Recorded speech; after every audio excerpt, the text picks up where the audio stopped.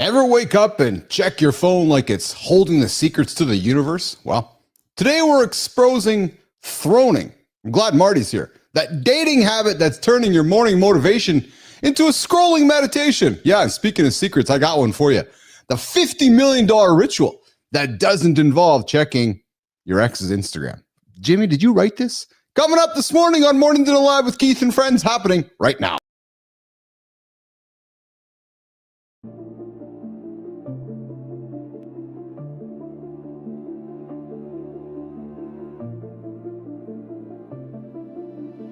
Welcome to Mornings in the Lab, where when something negative comes up. Building muscle improves blood flow. From squirting to squirrely. Start small, build up, and expand from there. Be entertained by fun over here. How have I slept? Has my sleep been good? That's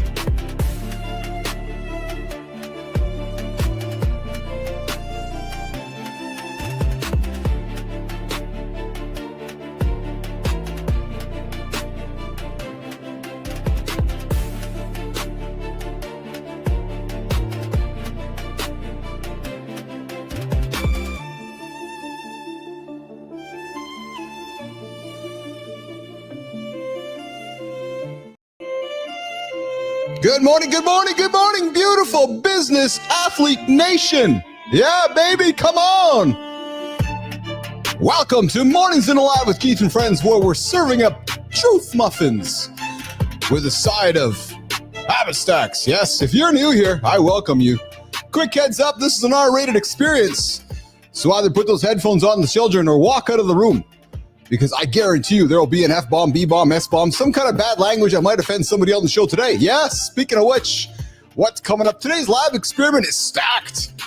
We got Jonathan Bannister dropping some tech truth bombs about Google's grip spike, Spencer. Spike! Jimmy, we never had a spike in a lab before. No. We got a Spike Spencer sharing his survival story and a morning ritual. A morning ritual that turned into a $50 million exit. And guys, it's actually not that complicated, but we're going to talk about it today. Plus, breaking down emotional check-ins that'll reset your entire day. And hey, don't remember, you guys hit that snooze button. That's what we're all about here on the show. Hey, I learned yesterday, Sweden, the highest snoozing nation in the world. Yeah, they're all 9 minutes behind. They're all 9 minutes behind the guy who doesn't. So, we are your daily accountability partner, getting after it every single day, 8 o'clock right here on YouTube, over there on X, over there on LinkedIn, over there on Substack, coming up on Kick as well. Here to help you start your day right, man, with laughter, insights, and zero filler along the way. Jimmy, let's bring in the boys. See Marty fit to kick off the morning loop this morning on Mornings in the Lab with Keith and Friends. What's up, Marte? Christopher Martin. Oh, you're muted, pal.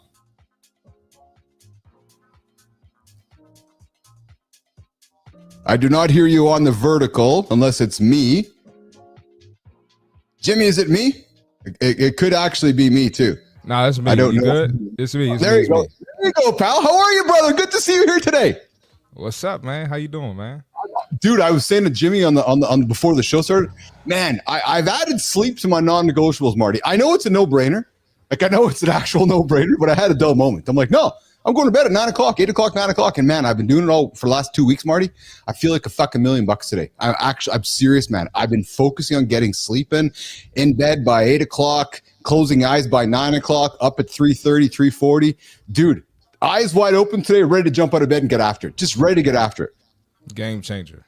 It is a game changer. I hope to get there. I hope to get there. I know it's so obvious, Marty, but yet so difficult to do, eh? You know what I'm saying?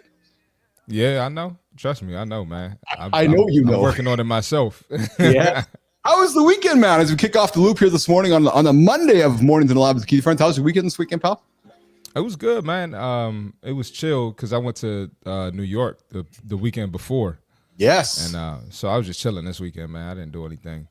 You did drop something in my feed this weekend, which I thoroughly enjoyed, and I want to put it on the table for us to talk about this morning. You dropped the video. You know what I say to myself when I see videos like that? Tell me. That's a Keith ass video. Yes, I want to see that. I tuned into your show last night, I tuned into the show last night. Oh, you did? Yeah, it's pretty good, man. The See Marty Fit podcast running last night on YouTube. It runs. Marty, what are you running these days? Are you? I know your schedule is kind of a little bit all over the place. So when are you dropping it? I know Sundays is one of your nights. Fridays is one of your nights. Who's it not? Yeah, Sunday, Wednesday, Friday. So, Yeah. So you guys looking for a great podcast, needing some laughter, some content that will make you pause, content that will make you question reality, some content that will make you get your ass out of bed and question, the belly that you carry around your body. I'd invite you to watch the Marty podcast. What part did you see? You remember? Dude, I was watching the guy do push-ups, and I was watching the guy. Yeah, exactly. Yeah, you know exactly what I'm talking about. I was watching that. Was crazy. It was fucking crazy, man. I got a really important message from our brother John Anderson this morning. He was trying to figure his tech out, so I know he's joining us here in a nanosecond or so. But while we're doing that, what's that? Is he out of town? No, he's in Mexico, but I know he's here right now there. Good morning, okay. Rufy. Good morning. June 2025 is going to be the best month yet. I agree with you. We're kicking off a brand new month here in the lab. What's going on, Johnny? Are you getting after, brother? You got yourself all sorted out? I think I'm in the horizontal twice. Is that correct? No, we got you on the horizontal individual. We got Johnny. You got it all set up, brother. You are ready to roll here today. Johnny. I'm frozen. I'm actually frozen on my screen. Oh, well, we see you moving. Yeah, you're moving around fine on our side. So producer Jimmy is saying John is all good here. So Jimmy, if you want to tell Johnny he's all good, I can send him a text as well. But Jim, let's get this video. I want to drop the video that Marty sent over to me. I want to run this. Let's have a little chat about it. Jimmy, let's run it. All about going to the gym and working out, building muscles, their haircut, the clothes they wear. That's a third. That's 1/3 of a man. But they will not sit down and read poetry. They won't go to a museum and look at artwork. Okay? They won't get in touch with the soul. And they for sure will not read the Bible and go to church. But you've got Christians that are the same way. They will do all of the faith stuff. But to go to a gym, to go on a diet, that's why you've got 300-pound preachers with bug eyes spreading the buttons on their shirt standing in a pulpit. They're only a third of a man.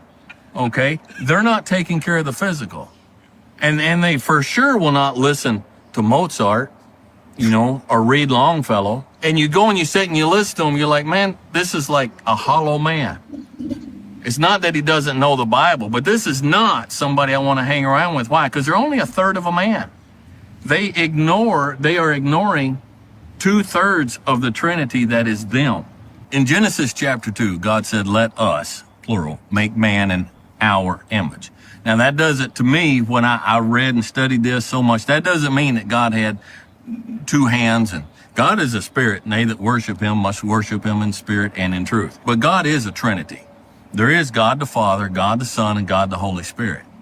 So when God made us in his image, he made us a Trinity. Okay? We're a body, we're a soul, and we're a spirit.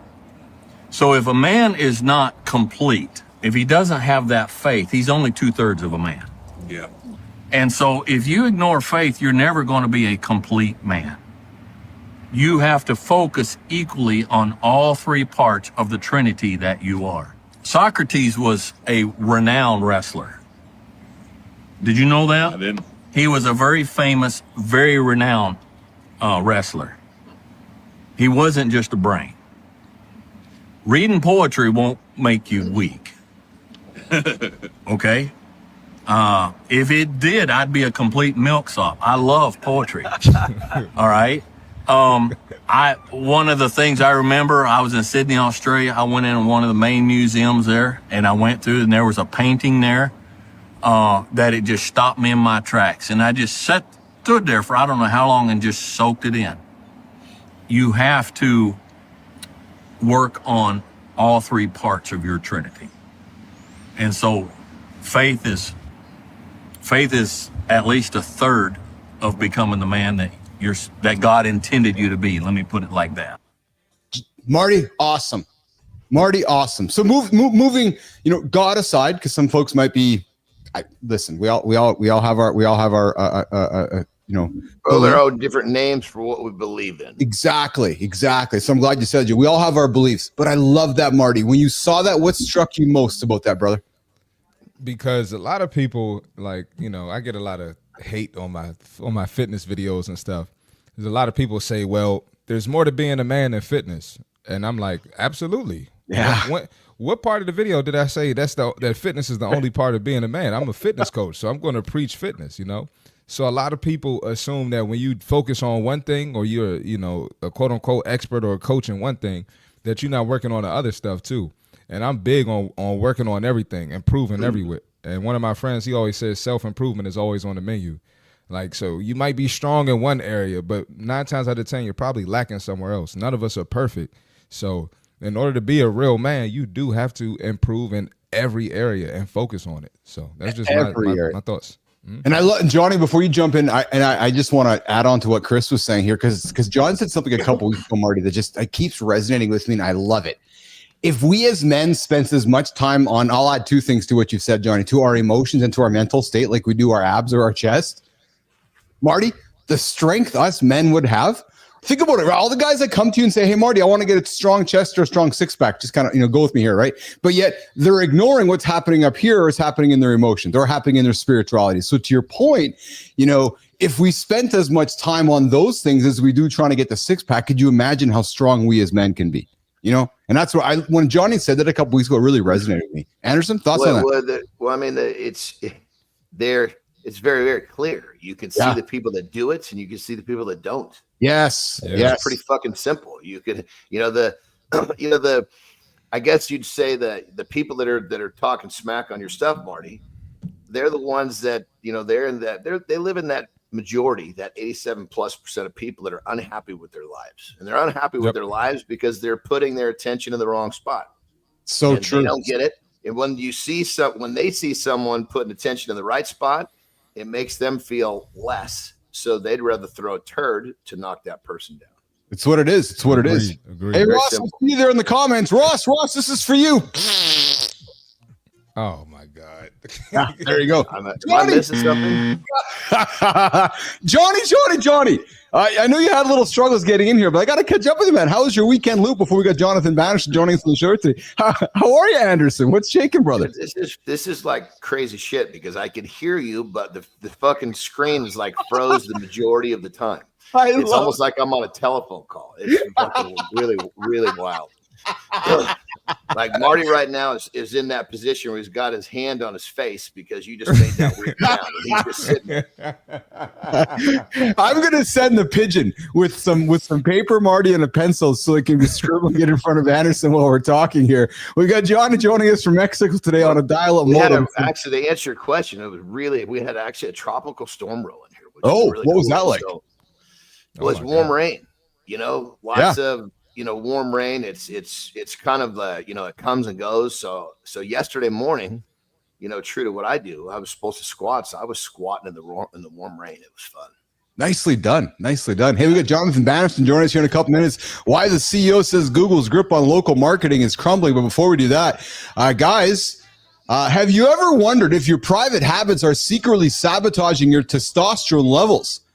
Marty, we're diving deep into the science behind testosterone and masturbation, busting myths and revealing what research actually says about your hormones and health. Guys, the real impact of masturbation on testosterone is crucial. It affects your energy, your mood, your muscle gain, and overall health. By getting clarity, that post-nut clarity, Marty, we talked about before, you can confidently separate harmful myths from beneficial facts.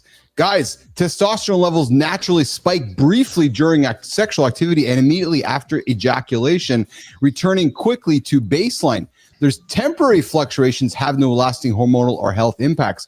But guys, here's what it is. Research consistently shows no negative long-term effects on testosterone levels due to regular masturbation. As a matter of fact, Johnny, frequent masturbation may even correlate slightly with higher testosterone over time. Some key research findings, Marty, a temporary increase, 45% in testosterone after short periods of abstinence normalizes quickly. Overall, these studies show no significant hormonal risk associated with masturbation. Because the question came from this, you guys. There's medical experts that are unanimously agreeing that masturbation is a normal, healthy activity with no harmful consequences. Some of the stats out there, Marty, have been that if you masturbate too much, you lose testosterone. No, that's not the case, guys. get your what is it, Marty? Empty your clip and just take care of yourself to get that those hormones on the right level. That's Just It's saying, simple, Marty. man. Just kicking off the show with some facts on a Monday, brother. It's facts. If you've experienced it, you can't even deny that. No. Now, Speaking if of you want facts, to, yes, I was just gonna say, if you want to combat that, then you haven't been through it. that's exactly it. That's exactly get it together. that's exactly it. We got Azine Khan going, and I just got my testosterone tracked at 618 over 650. I love this, man. I fucking love this. I'm not a frequent masturbator, but I do agree masturbation doesn't affect the testosterone at all. Azim, I love you. What does frequent mean? What does frequent mean? Yeah, what's so frequent? Once a week, twice a week, 3 times a week, however often you empty the clip. It's an important conversation we need to be having here in the lab. Hey, before we bring in Jonathan Bannister, we're going to talk quickly about throning. Marty, this one I thought of specifically for you. Throning. Have you ever wondered if someone is dating you for you or just for what you represent? Today, diving into throning, the viral dating trend, Marty, where people enter relationships primarily to boost their own reputation. It's essentially putting your partner on a metaphorical throne to display them to others, rather than actually caring about them as a person. And according to psychologists, Marty, it's happening way more than anyone wants to admit. And one of the reasons might be because of bop girls, only fangirls. It just might be this idea that, okay, well, let's use you. I'm going to use you as a role play. I'm a female. You're a male. I think you're attractive. I think you're pretty hot. You got a lot going on. I might just want to have you as my partner to make me look better, to get me to the next stage in life. Yeah, that's definitely happening. We're in such a superficial world, Yes. People, yes. and things aren't genuine like they used to be back in the day. So I definitely believe it. Psychology today. Go ahead, Ronnie. Yeah. Now I was gonna say, I even think it happens with the non-OnlyFans girls. I think it's happening everywhere. Psychology Today recently reported that throning is actually a specific form of hypergamy, the practice of dating or marrying someone of higher status to better your own situation. So Marty, I'm gonna have a little fun with you here. Not that we're pointing fingers at anybody, but I'm just wondering. I'm gonna ask the curious question that all men are asking out there: does Jordan Peterson really love Bill Belichick? Or is Bill Belichick dating Jordan Peterson because she just happens to be? Is that his young girlfriend? That's the young girlfriend. That's part of his role. All right. When you said Jordan Peterson, I was thinking of the Canadian dude. Isn't that her name? Isn't that her name?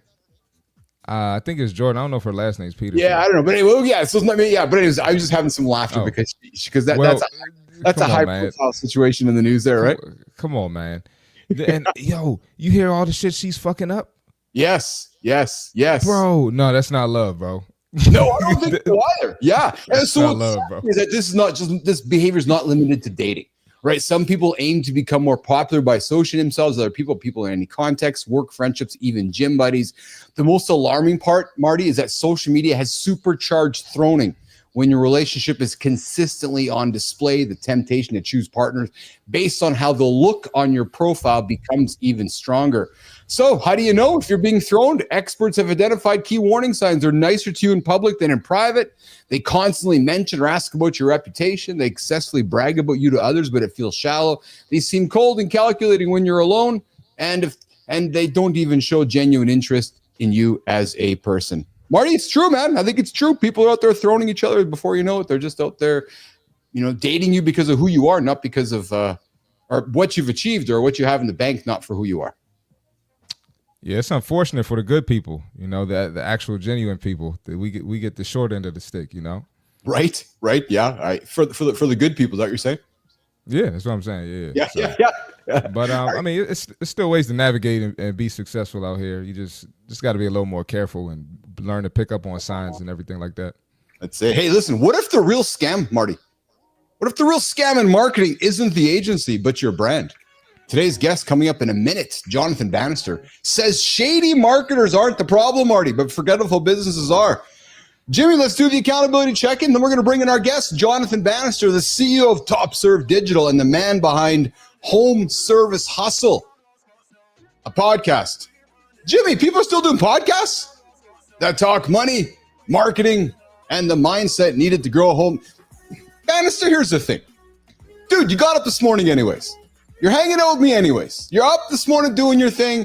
You know you could have a live conversation with your community right now, Bannister. You could record that and you could have you could kill two birds with one stone. You could be the guy in the morning owning the conversation for a live conversation, and then, Jonathan, having an on-demand podcast. I'd invite you to think about that. I'd invite you to think about that, Bannister. Just something to think about. I'm just telling you. All right, here's the accountability check, and you guys, transforming your life is easier when you challenge your own assumptions. I came from nothing. Yeah, true story. I remember getting coal. Marty, I got coal a couple Christmases in my stocking. True. I wasn't fed with a silver spoon, wasn't fed with a bronze or platinum spoon. Yet I built and I sold a company for $50 million. Yeah, true story. Johnny likes to tell that story more than I do, but I'm just saying. But that would have never happened if I didn't challenge my assumptions. How often do you tell yourself this? I'm too busy to take care of myself. I'm just not good with money. I'm not a morning person. I've missed my window. I have a podcast. What? Bannister's like, what? This is just who I am. But is any of it true? Or is it the story you tell yourself because you heard it from someone else?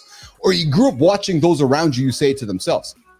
I had to unlearn a lot of shit to become the man I am today. Thousands of dollars in therapy. Hours and hours in therapy. Thousands of hours of conversations, unlearning. And it all started with questioning what I believed about myself. I still do it today. So when those thoughts come at you, question the hell out of them, nation. Question the fucking hell out of them. And replace them with who you want to be. Because only you can make that choice. I'm never too busy to take care of myself. I'm responsible with my money. I love getting up in the morning. I never stop learning. I'm going to not make a podcast and make a live show. Because the life you want depends on what you believe about yourself. So nation, I invite you this. Glasses off. Change the story. Change everything. It starts now. Not someday, the magical day on the calendar. Not one day, the other magical day on the calendar. It starts today on Monday. Yep, true story. All right, Jimmy. Speaking of true story, we got the Mornings in the Lab store up live and at 'em. We got a few great products up there. The True Story hat. We got Perfection Over Progress hat. We got a few hats up there. Let's look at the comments here this morning. We got Azim coming back with, I just got a girl, so no ding at all right now. But before I used to masturbate around 2-3 times a week. Good for you, Azim. Hey, we got to do what we got to do. Azim, I want your glasses. I know these glasses aren't for sale, pal. Good morning, Holroyd. Good to see you there in the comments. Let's check over on the horizontals, Jimmy. Good morning, Lauren, baby. Good to see you in the comments as well. Adam Peters coming in with that. Masturbation not be the big issue, but the porn you're looking at while masturbating is a big problem. Yes. There's some truth happening over there, Adam Peters. And of course, we got Lady Drew. Lady Drew, appreciate having you in the lab as always. Morning. Thank you for your event and having everybody. Lady Drew, always great to have you in the comments every single day. A loyal listener and a member of the Mornings in the Lab community. I invite you guys, 3 membership levels, $2, $10, and $20 to join the behind the scenes happenings over here on Mornings in the Lab with Keith and friends. All right, Marty, we got a guest here coming up here in a second. Jonathan Bannister, CEO of TopServe Digital and the man behind the Home Service Hustle, a podcast that talks money, marketing, and the mindset needed to grow a home service empire. He's not just another marketing guy. He's a former HVAC pro turned marketing assassin for contractors across the country. His mission, turn regular companies into local legends. His message, rankings don't matter if nobody remembers your name. In his new book, well, let's just say it's not pulling any punches. Nation, let's take a second to welcome in our first guest on today's show, Jonathan Bannister. What's up, Jonathan Bannister? Good morning, Keith. How you doing? How are you, pal? I'm great, thank you. I'd like to introduce you to Marty and John, a couple brothers from a couple mothers. Good morning, Marty. What's up, and John. Jonathan? How you doing, man? What's going on? Man, how y'all doing? Jonathan, what's up, brother? How you doing, man? We got Johnny laughing here. I think so. Johnny, are you seeing squiggles, or are you seeing real video happening in front of you right now? No, actually, I've got this fucking thing where I whooped his ass. I finally figured it out. I basically, I got the thing to clear. And I had to just like shut the whole fucking machine down. It like kind of dawned on me like my phone. My phone gets overloaded.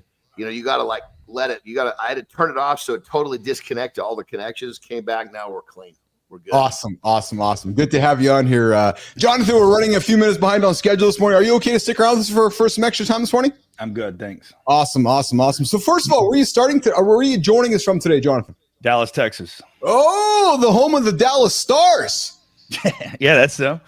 Yeah, well, I'm the home of the Winnipeg Jets, so I'm no better than you guys because you guys got knocked out as well here last week. So, so Jonathan Winshake, let's start with the title. You have a title that says, "Why Fuck Digital Marketing." What pushed you to write that book? Yeah, it was 10 years. This is my 10th year in this space, and over the 10 years, we've seen, this disadvantage from the big tech companies, right?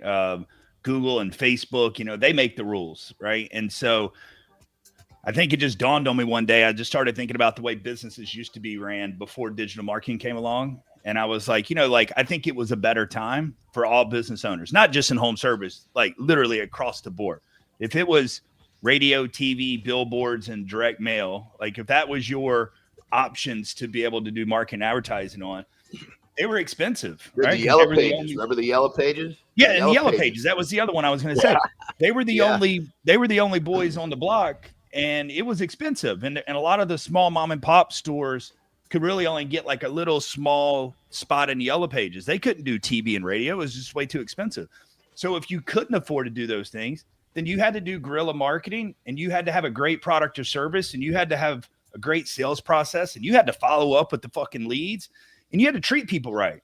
And then digital marketing came along, and that all changed. And business owners, I think, got real fat and lazy and just said, you know what? We can treat people like shit. We can act however we want because we're just going to go buy leads from Yelp and Google and Facebook and Bing and TikTok. And just the next one kept coming and coming and coming.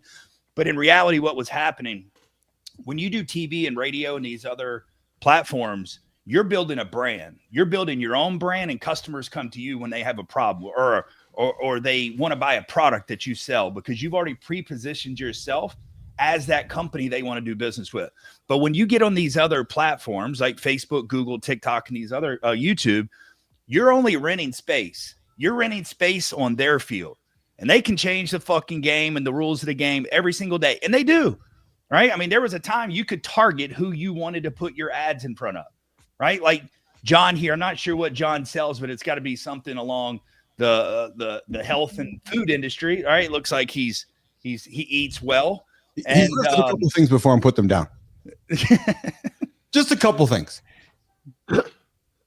So John, if he's got a product that is going to go to predominantly men that are in the health and workout space, like why should he have to target a whole group of people that may not ever be interested in buying his product or his service, right? But that's what happens with these platforms. They go, you know what? We're going to take our targeting away from you.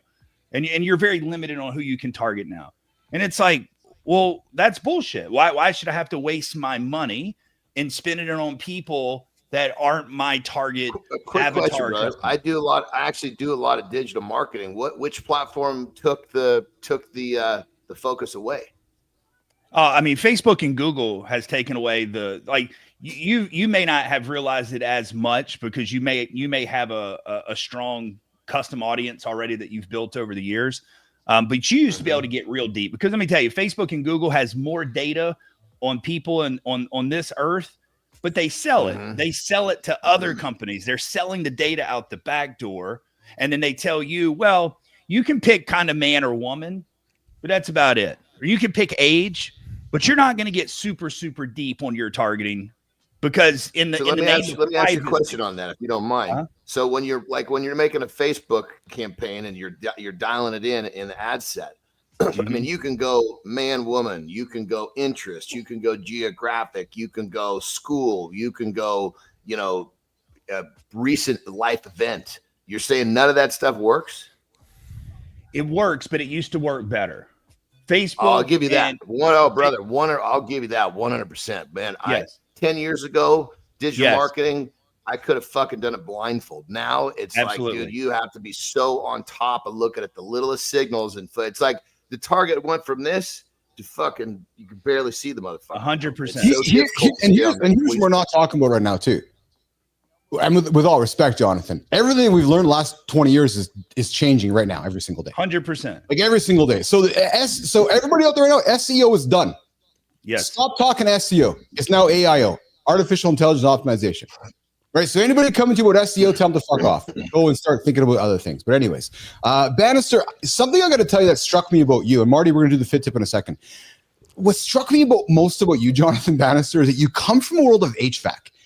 So Marty and Johnny, this guy is fascinating to me. What struck me about I wanted you on the show is, and I'm going to use his words with all of love and respect, but you're a blue collar dude who's out there with his sleeves rolled up, getting in the grease, doing the work.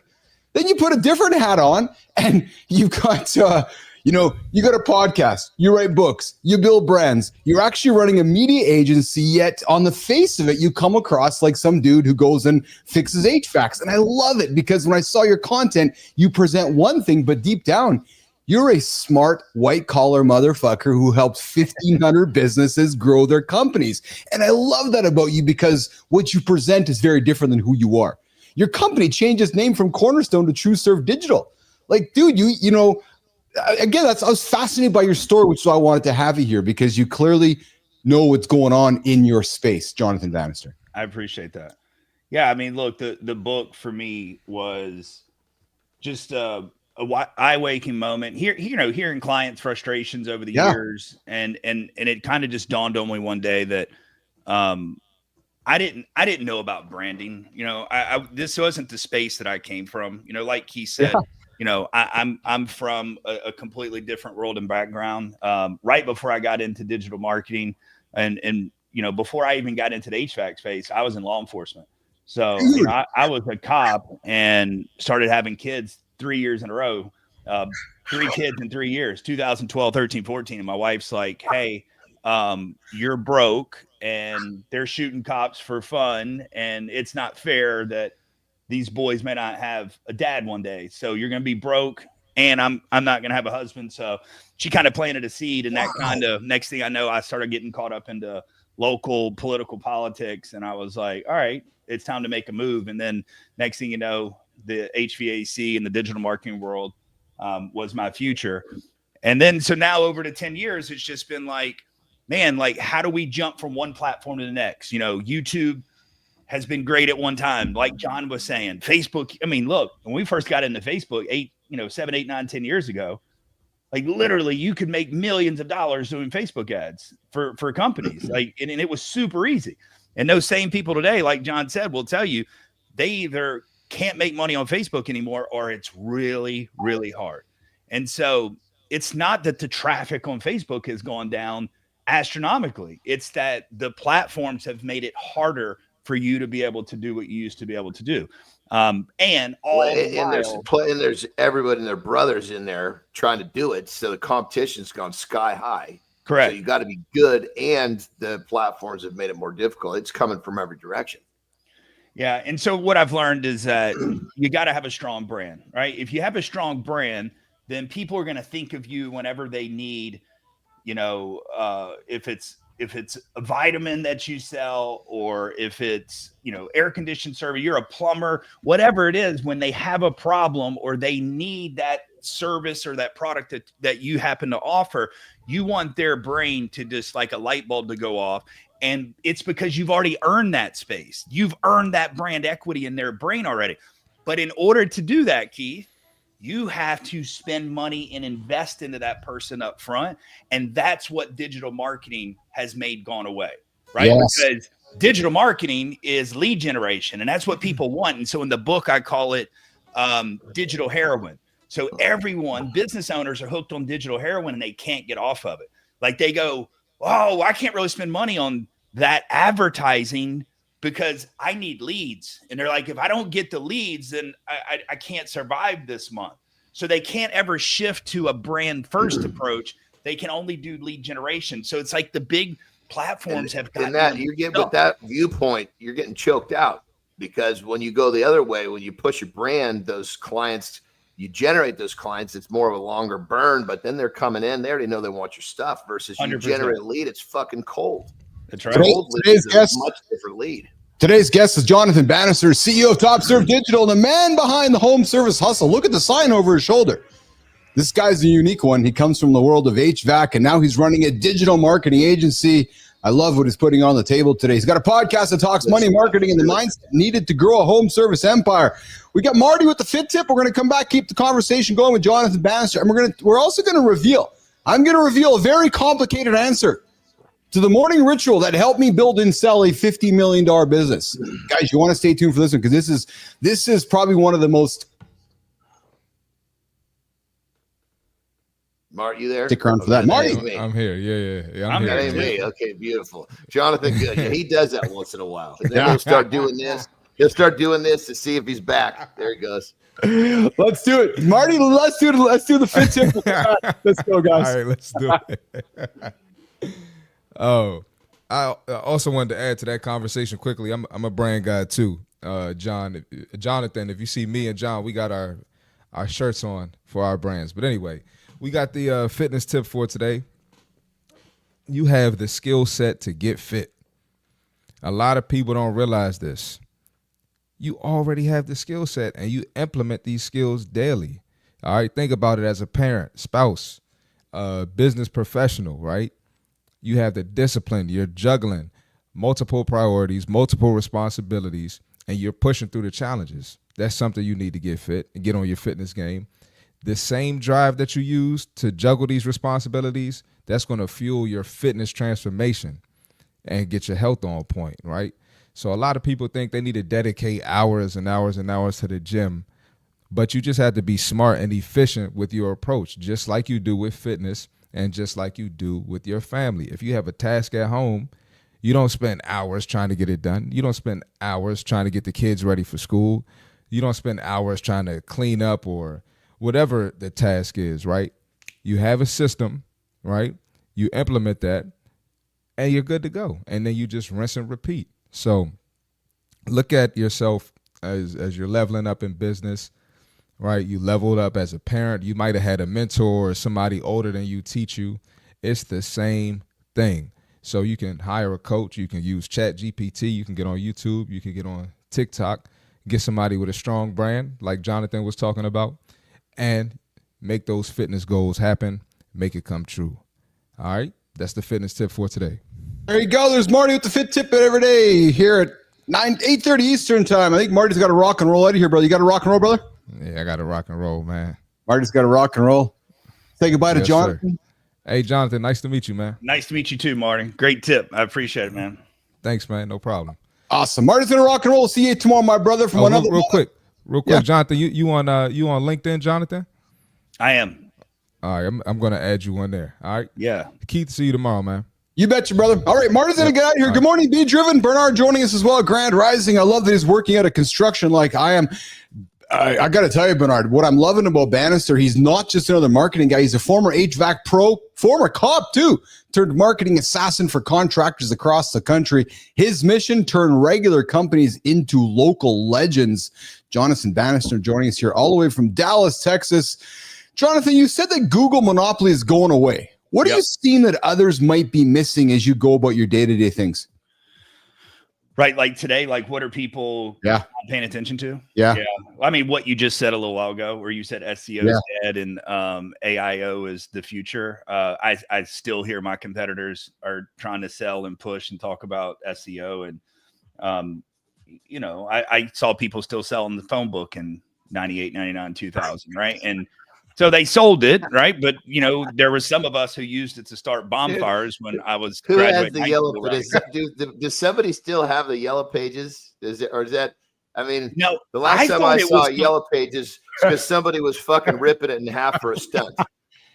So I thought it was completely gone. I was actually on a webinar recently with a branding company expert who this lady runs an air conditioning company, her and her family, but she also runs a branding agency, but they're in like the middle of nowhere in a city called Lufkin, Texas. And she told me that they still had the phone book in Lufkin, Texas. I was like, I didn't think it existed anymore at all. So there are some little small that would make sense though. Some of those little kind of podunk areas that don't want to let go of the old traditions. That would make sense. Yeah. And so I think that's what's going to happen with SEO, Keith, is there's still going to be people like my mom and dad. It took them years to start using Google on their phone. So they're still going to use Google. They're never going to have Chat GPT or anything on their phone before they die. So Yeah. there's going to be some people just That's a like good point, Bing, bro. right? Bing is useless. Expedia. It's like Expedia and MapQuest. Like people still use Expedia and MapQuest. I have a friend who lives and dies by MapQuest, and I laugh because every now and then he'll send me a link. Dude, I still say MapQuest, even though I'm using one of the new apps, because it's just so fucking ingrained in my head. I always say, Terry, hey, put this into MapQuest. She's like, Yeah. I remember yeah. printing those. It's like you out sound like you're giving a fucking an AOL.com fucking email. Will you be quiet? What strikes me most, Johnny, about Jonathan Bannister when I was doing a research to invite him on the show is that if I'm in the contracting or HVAC and I'm just going to use this in air quotes, Jonathan, like the blue collar industry, you immediately walk into my world with instant credibility. I just love that about you because you present in a way that you're relatable to me. Talk about authenticity, relatability, and just being able to mirror your customers. I got to think much of your success is because who you are as a human, not how you dress, not how you present yourself, but just everything how you present yourself. And I bring that up because I see that too. Me I too. see Not that everybody- too. Yeah. What I was going to say, I think, it's just, there's some people that present themselves in a way where you want to hear what they have to say next. Yes. And sometimes you can put your finger out, sometimes you can't. But Jonathan, you got that. You got that. I'll be honest, this conversation would not be one I'd be terribly excited to have because it's not really exciting to me. But I'm enjoying it because I'm having it with you. Yeah, I agree with you, Tony. Yeah, because it's intriguing to me. Like you're absolutely intriguing to me, Bannister. You are, and I'm thinking if I'm an HVAC guy and you walk into my office, I'm instantly listening to what you have to say. Well, I think, look, first off, I thank both you guys for saying that, but I think it's because, what digital marketing wasn't my world. And I tell people I didn't go to school for this shit. I had to learn. And so there's a story where Johnny, this is how I transitioned from law enforcement straight into digital marketing. When I got caught up in the local politics, here's the quick 30,000 overview of what happened.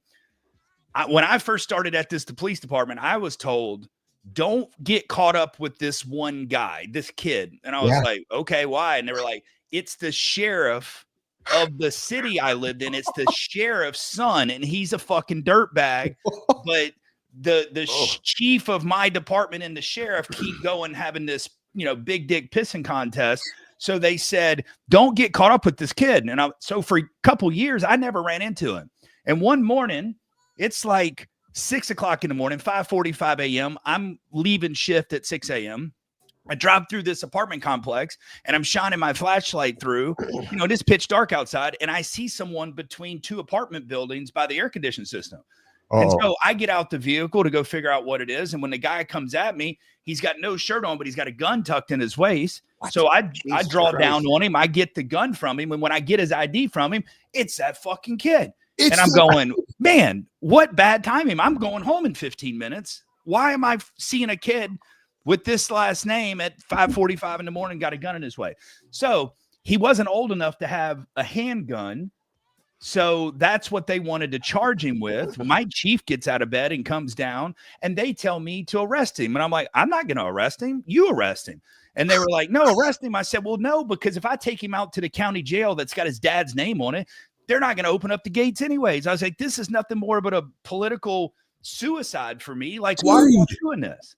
So I make the arrest because I was forced to. Of course, the attorney called me the next morning and said, can we work this out? I said, I won't even show up to court. I said, I know this is a complete game. Well, now you fast forward about a month and a half later, 5 or 6 weeks later, I get caught up. My lieutenant asked me to come to a backup call. All right. It's 35 degrees outside. And when he's got someone stopped, a male passenger, he's beating sweat down his head, but it's 35 degrees outside. And so when I started questioning him some things like his age, date of birth, and then asking him how old he was, all the information he was giving me was false. And when we go to get him out the car, the fight's on, right? So he's hopped up on PCP or something. He's feeling no pain. So the fight's on, and we roughed this dude up for 30 or 40 minutes because he wouldn't stop fighting. And I got my knees and shit tore up like in the fight. So the next day I had to go to our local clinic to just get cleared like a drug test and stuff. So I'm on my day off. I go with my wife and 2 kids. She's pregnant with our 3rd child. I pull up to the clinic. I go in, take the drug test. I'm about to leave. And when I'm about to leave, the nurse goes, oh, wait, I forgot I was supposed to give you a second drug test. And I was like, what are you talking about? I just took the drug test. And she goes, no, I was supposed to give you one for anabolic steroids. And I said, are you fucking kidding me? Like you're talking about a specialized drug test that has been ordered. I said, who ordered this? And she was like, it's got the chief's name on it. And right then I took the drug test.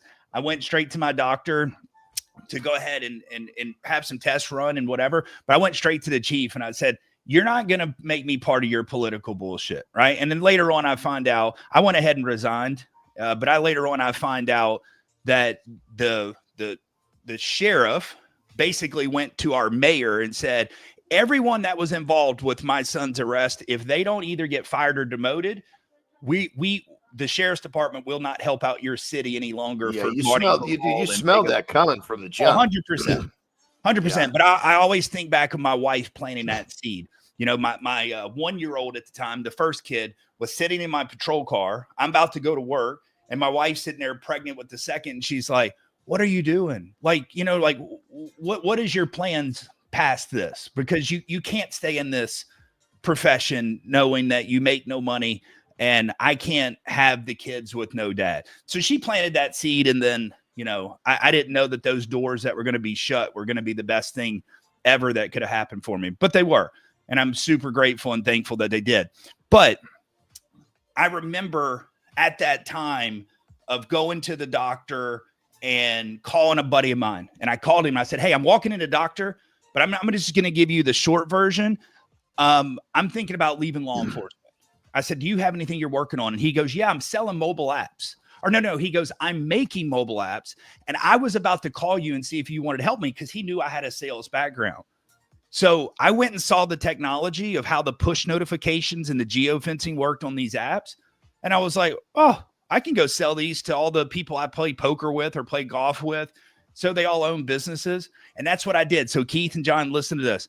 I went to this seafood restaurant, right? I'll never forget. The guy's name was Scott, and he owned a seafood restaurant. I played poker with him. I left his office and he goes, yes, I'll buy an app from you. He said, but Jonathan, my SEO sucks. Can you help me with my SEO?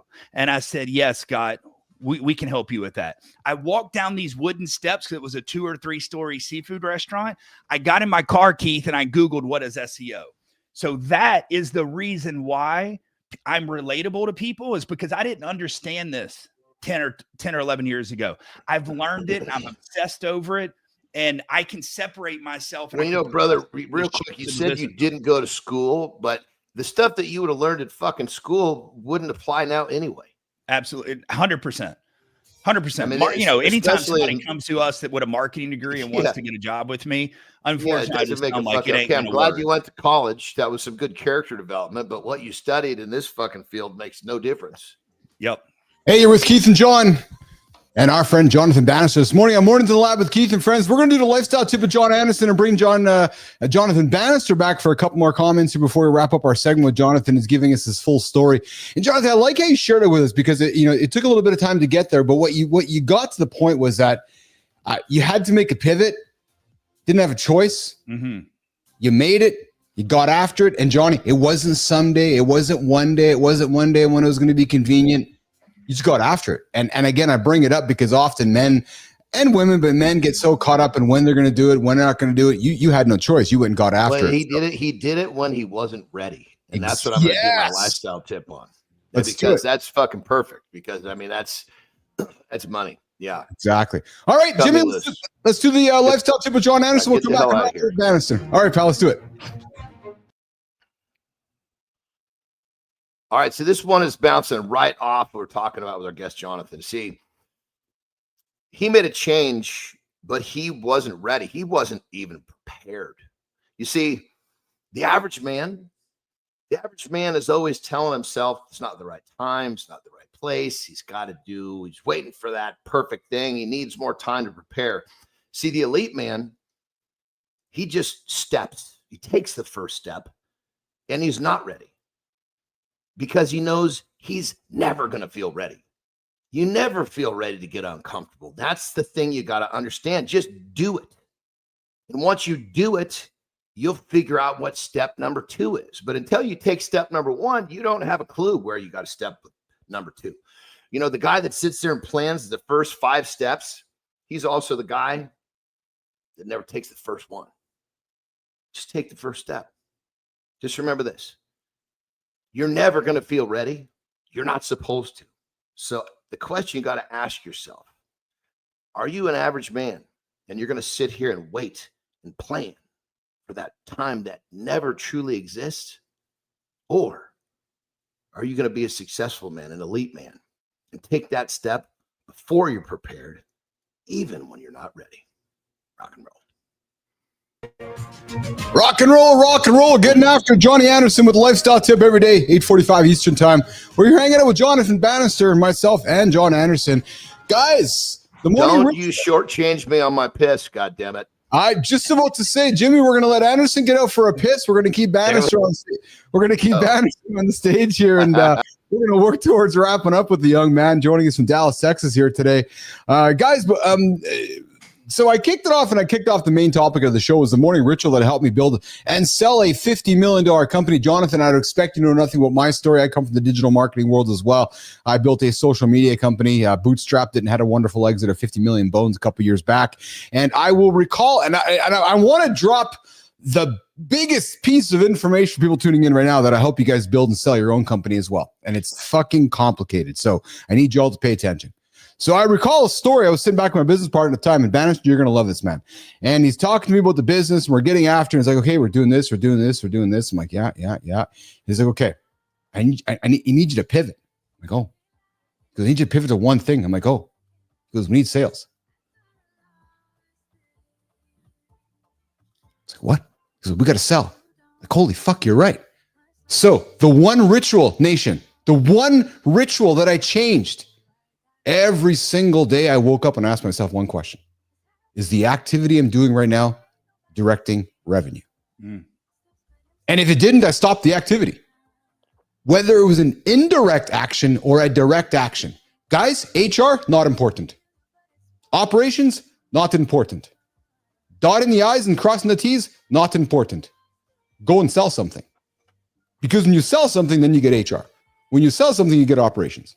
So it was June 1st this weekend, and it's not lost upon me why this topic is here today. For the first 6 months of the year, we've been focusing, and last year we've been focusing on building this business. But I can assure you that as we're going into June, into the rest of the year, our focus is relentlessly on revenue now. Revenue is the number one thing, the number one ritual that helped me build and sell a $50 million business was revenue. Nothing else mattered. And as I said to my team, every action and activity we went through every single day, you ask yourself this question. I don't know what to do today. Well, do something that generates revenue. And then ask yourself if it's an indirect activity that generates revenue. Everything we should be doing should be generating revenue. And I bring it up, Bannister, because too often as we get into business, we get caught up in doing things that we think are important, but they're actually not important. So guys, that's the thing. It's not actually not more, it's not much more complicated than that. Right? So I want to say one thing, Keith. Yeah. One thing here. I just went on Friday, I think it was. I went to a sales training seminar with a guy named Billy Cox, right? Yeah, and this guy has sold over, his companies have sold over $2 billion in sales. And the main thing that I took away from that event of him teaching is he said exactly what you just said. Sales is the most important thing. Sales will pretty much take care of everything in the business. Everything. Right? Absolutely. Without sales, you can't buy the operational help and the restructuring, your SOP put together bullshit. But if you have sales, you can go ahead and hire all those people you need to take care of all that shit. It's the number one thing for any business. Your culture of your company has to start with sales. Yep. And you can all debate me till the sun doesn't shine, but it has to start with revenue, because without that, nothing matters. Nothing matters. So when people say to me, Keith, what's the magic? Sell. That's it. There's no, and then so then to go backwards from that, and Johnny, this is why you and I get up every single day. Well, to sell, I got to get to bed early.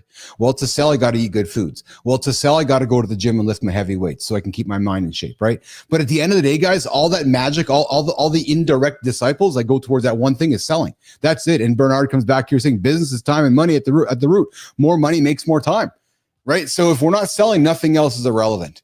So I know I'm oversimplifying and I'm having some fun with you guys, but that's just the true proof in it. Bannister, arguments, comments, Johnny? I think most people, Keith, just don't have a true sales process. So if they're not the person that knows how to do sales, see, I know how to sell, and I think both you guys know how to sell. But if you have a business owner that unfortunately built the product or built the service, they're not a salesperson. If you don't go and find the salespeople and have the actual KPIs in place to say, look, you're going to pick up the fucking phone. You're going to call 50 people a day, 100 people a day, and this is how you're going to follow up with them. I don't give a shit. Like, this is what the ritual has to be, but I think most people don't. And so that's why sales will take a back burner to the business, and they'll focus on something else because they don't really know how to go get the job done on the sales department. Yeah, it's in my experience, it's true. And I'll tell you, that was one of the greatest conversations I had with Maurice back in the day. He's like, because Johnny, we were waking up and here's the thing too, guys, for business partners, we were both doing a lot of the same things, Bannister. And it became that's a partnership. That's a kiss of death, man. You need two people that are excelling at totally different things. Yes, because if we're both doing the same thing, one of us isn't needed. So when Maurice said to me, hey, we got to be really familiar with our roles here, I'm like, yeah, you're right. So we use this metaphor often, all the time, which was, okay, we take the school bus, I focus on the front of the bus. That's all I focused on.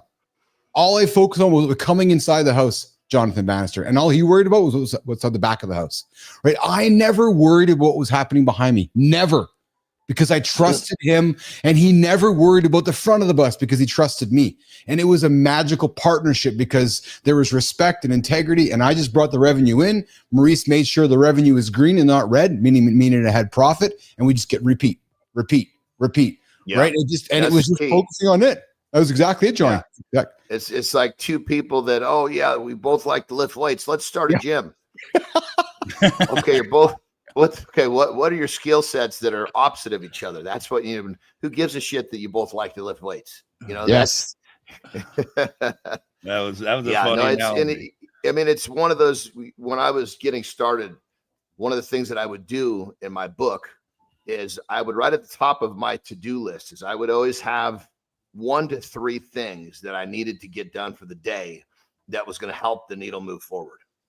Yes. Sometimes I'm working on a business. I'm in the process of, like, it's not to the point where it requires sales yet. So what is it that's going to progress this project forward? So I'm glad you said that, Johnny, because you said a key word there. You said, I don't know if it has sales yet. No. So you're right. Yes. Yet's the key word. If your activity is indirectly moving towards it being sales, then keep doing that activity, right? So to your point is, I'm working on this project. I know I can't sell it yet, but I know that in 3 days from now, I'm going to. It's just this mindset of, even if the indirect activity is moving the direction of selling something, that's where you got to focus. And because again, when our brains get busy building a business, and Jonathan Bannister, you work with guys all the time. I got to do this, got to do this, got to do this. So it's just pausing and going, okay, these activities aren't actually moving me in the direction of selling one day.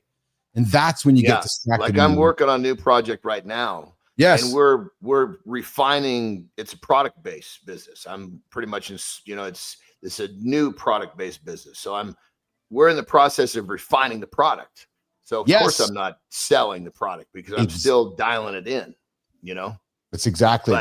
But on that level, there's still so many things. Like today, I know I've got to make a couple of phone calls for commerce to make sure I've got that whole thing lined up. Yes. There's always something you can do that, like you said, is going to lead to sales. And at some point, that thing at the top of my to-do list is going to be looking at sales, looking at revenue, making sure that the whole thing is moving properly. But sales is the foundation.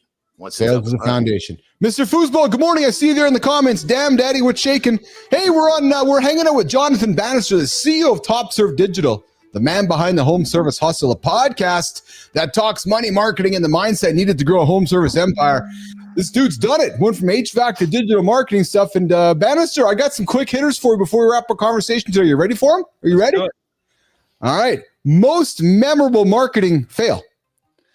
Most memorable marketing fail would be, I remember a time where I had a team that it was a plumbing company in Chicago, Illinois. Yeah. Great family-owned business. And the owner, she reached out to me about 3 or 4 different times and said, hey, I don't know what's going on, but your team keeps making posts on our Google business profile and it's HVAC post, but all they did was plumbing, right? And so obviously, we had some operational issues. I had some wrong people in the wrong seats, and those are embarrassing moments whenever you mess something up so ridiculously easy. It's a plumbing company only. Why are you putting anything HVAC related on their profiles? But yeah, that one sticks out because some people got fired, and we obviously had to go back and restructure some of our processes. But that one sticks out. One brand you admire outside of home service.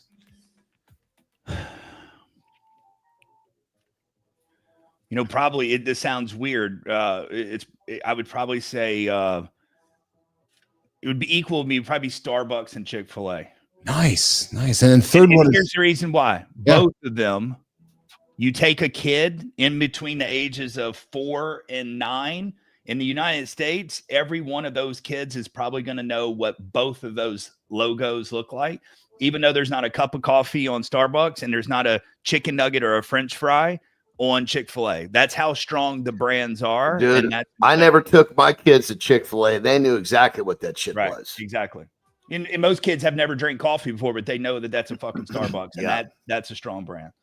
And over time, Bannister, the other brand you're going to admire outside of home service is Mornings in the Lab.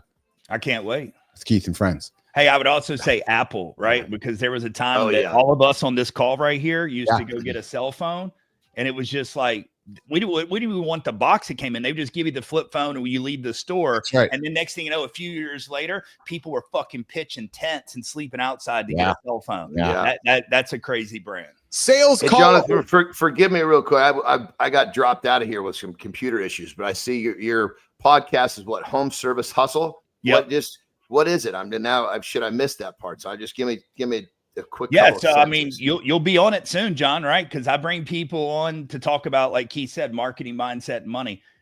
Any person that can help home service contractors get better, like better with their physical life, better with their mental health. Dude. Yeah. Keith, make sure Jonathan gets my number. Please don't reach out on social media, dude. I have so much going on. I don't want to miss you. Keith will give you my telephone number. 100%. Jonathan, sales call or podcast interview? What's more fun?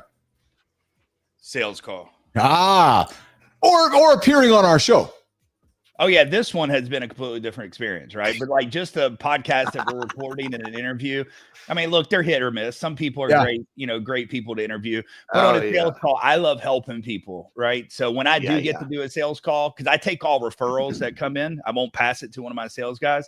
So when I get to help someone and spend 2 or 3 hours with them, like it's a great experience because you see them lost. And they've been screwed over by different marketing companies and they don't understand. And that's really what I want people to get is understand how you're getting screwed. Then you won't get screwed as much the next time. Last show you binged on TikTok. It was probably one of those live DJ shows. Mary. If I'm being completely honest. What's one thing people always get wrong about you, Jonathan Bannister? That's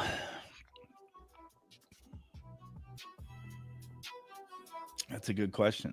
I'll take a step. I think what just knowing you're gonna probably get a lot like they think you're gonna fucking eat their lunch until you talk to them and realize that you're gonna help them.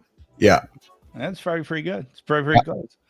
Yeah, So I'm going to answer along with Anderson here, Jonathan. That I suspect that every human with you judges the book by its cover. And I mean that as a compliment. And then they hear you speak and then they see your knowledge like, oh, okay, this guy's not scaring me anymore. Yeah. Well, and he's you can see that he has the intention of helping. Yes. That immediately takes a guard down. It's like if you see a fucking huge bodyguard, you're not intimidated by if you know he's your bodyguard or a bodyguard that's on your side because you understand that he's helping. Yeah. I've left more sales calls. And I've heard the same sentence over and over and over go, I learned more in that hour or 2 hours with you than I have ever been taught. Or that's cool, bro. One person I remember saying, I've never spent that long on a call ever in my life. And I would have spent longer. Right. And that's the feedback that I want to hear because I truly I want people to be enlightened Like Keith kept saying earlier about SEO's dead. Like, people aren't going to be saying that for a while. So it's like people are still going to keep pushing and selling SEO. And obviously SEO is not gone right this second. But, you got Google out there saying like traffic's not down. It's like, please try to stop lying to people. Traffic is dying every single day. Stop trying to sell a blind man glasses, man. It's like they got to understand that's the scoop. Yeah, this is good shit. I think for sure, brother. I mean, when someone feels how helpful you are, it changes the game completely. I appreciate that, John. Jonathan, your closing question for me, brother. If every home service business owner could only remember one thing from this episode hanging out with us today, what would you like it to be? That, like you mentioned earlier at one point, Keith, you said that the monopoly with Google is coming to an end. And that's a beautiful thing, right? Because they've had it since pretty much 2001 or 2. They've had this monopoly. It's going away. And we don't know what the future is. We don't know if there's going to be 10 or 15 AI platforms, or there's going to be 2,000. So because you don't know that, don't worry about obsessing over just AIO and how do I get on all of these platforms. Focus on your brand, right? Because what we know right now is that the Google AI overview right now, what we know they're pulling from is not search results. What they're pulling from is like brand equity signals. So is it the company they can find that's being talked about the most reviews, the videos that have the most engagement. That's what they're pulling the AI overview search right now from. So that's what you need to focus on, is strengthening your brand. If you strengthen your brand, it's going to help all of your rankings on the AI platform. So just make brand the most important thing. Tell your story, tell your customer stories, and put it on those platforms, but make it the top and middle of the funnel. Stop trying to only worry about how do I get leads. The leads will come when you've built trust and credibility with people through your brand. Yes. I love that, dude. Jonathan Bannister joining us all the way from Dallas, Texas today. Jonathan, I've enjoyed you today, man. I appreciate it. You've given us a lot more time than I expected, but I appreciate that. I'm looking forward to grabbing coffee with you later today. Before you go, where can folks find you, connect with you, engage with you, and learn more from you, my friend? Yeah, so you can go to topservedigital.com. You can also go to jonathan-bannister.com if you want to find my personal links. Dude, that's crazy. My main website is john-anderson.com. The similarities are starting to. We're gonna have a good time on your podcast. Yeah, man, I can't wait. I'm trying to get like arms your size, so you can give me the tips to get to that next level. We'll entertain and provide lots of helpful information for you and your audience. Let's go. I'm looking forward to it. Keith, I appreciate you, my friend. I appreciate you, Bannister. We're going to grab coffee later today. Okay, I look forward to it. Okay. See you then. Bye, guys. Awesome, pal. All right, Jonathan Bannister is going to get out of here. Me and Johnny are kicking off here. We got some time here. I got a couple topics before we bring in our next guest, Johnny. We got a guy coming up who talks for a living. Yeah, and his name's not John Anderson and Keith Bilous. He barely wears pants. Well, maybe that's John Anderson. And he just had a baby. Oh, Johnny, at 56. Oh, mercy. Yeah. So he's gonna be Jesus Christ, he's gonna be 56, 66. He's gonna be 72 when his child graduates from high school. Is that me or you froze? Fed butter. Sometimes all in the same sentence. We got our guest coming up here is Spike Spencer coming up 56. I knew your face is gonna go that way when I drop that age. We got Spike Spencer joining us in a couple of minutes here, coming up in the lab on the Morning Focus.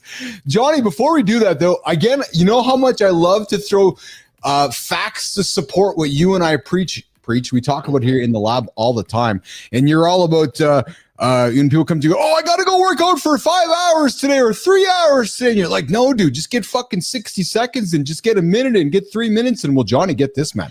I found something that you're going to love this. Have you ever skipped a workout because you didn't have enough time? Today, some research is telling us that scientists have discovered, Johnny, you're going to love this, man. 3 minutes of daily exercise can produce significant strength gains.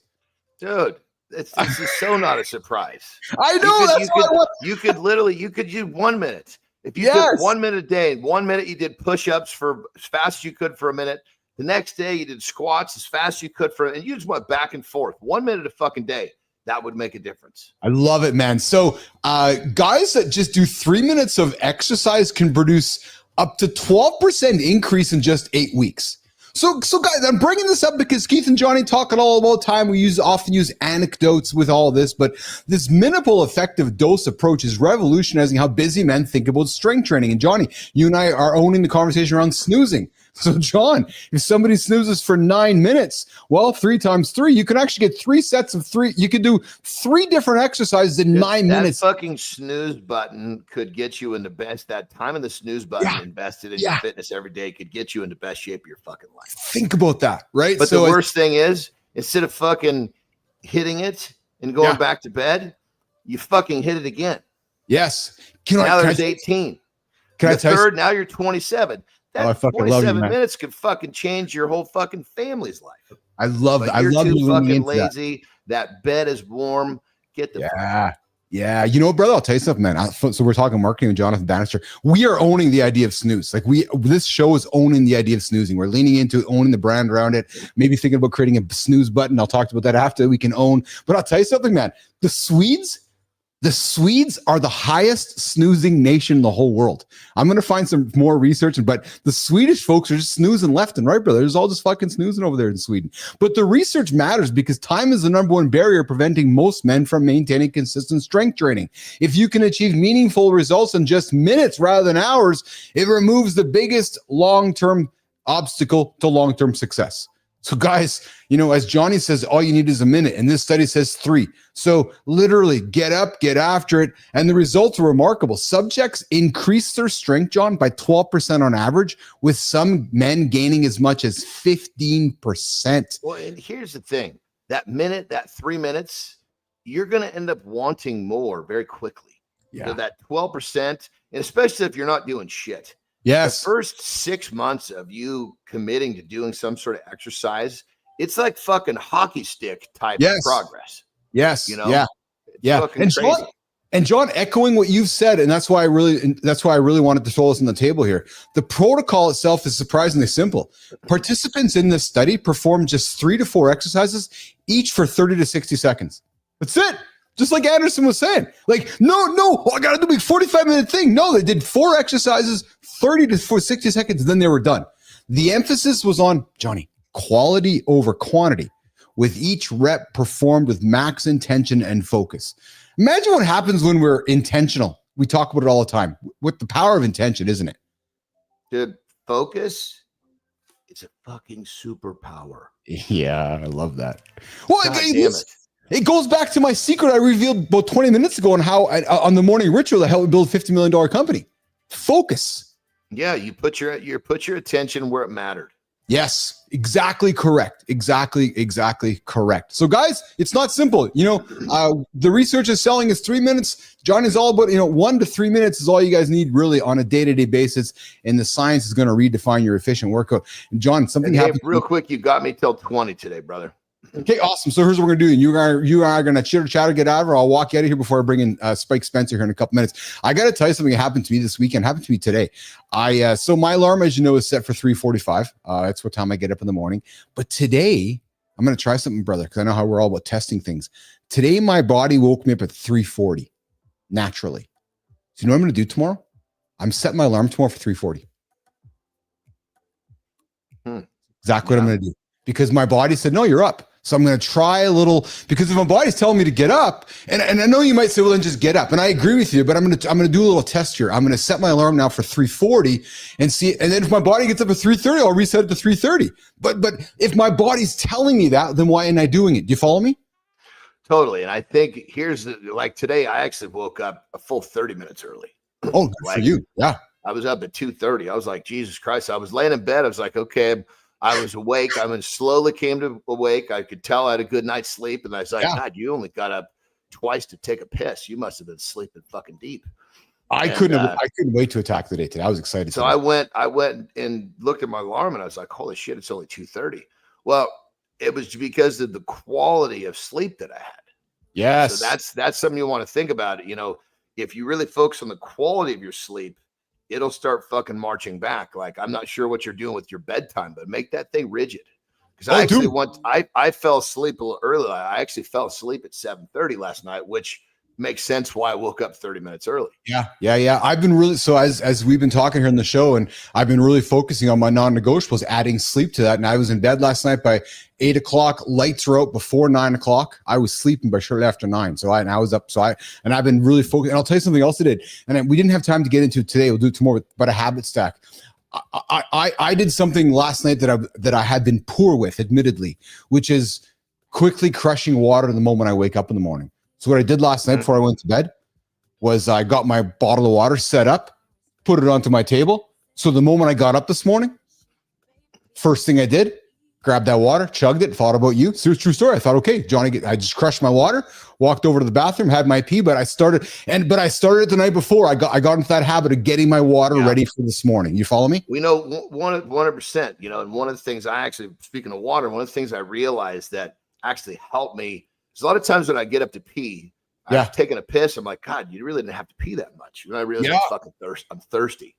So when I got up to take a piss, I actually had a pretty good piss because I'd been sleeping pretty well. So I actually gunned down a pretty good my water that's out.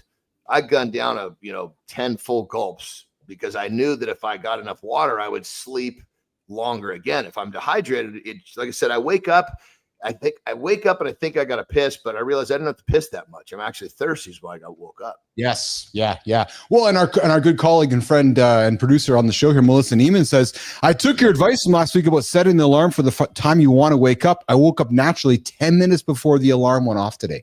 The power, right? These little things that we learn, right, around sleep and so forth. I'm loving this. I had a conversation with a lady this weekend at a party about the morning show. She was how you like waking up in the mornings. I'm loving it. I'm loving my morning. I was thinking about one thing that we've got to say to our audience here. Yeah. Because we bring lots of great information to the table, right? Yeah. But I think people tend to think because they know something. Yes. That's the drill. Do not confuse information with implementation. Oh, yes. Well, just because you know it, like if you find yourself saying, oh, I know that. Are you fucking doing it? It's no different than talking to somebody and you're talking to them and they're like, yeah, I know. Yeah, I know. Yeah. Okay, well, if you know how to eat right, why are you so fucking fat? You know the people I'm talking about, the person you keep talking to, like, yeah, I know. And they're just agreeing with everything you're saying. They're like, what the fuck? And the thing is in generally speaking, some of this basic stuff people do know. They're just not doing it. So don't confuse information with implementation.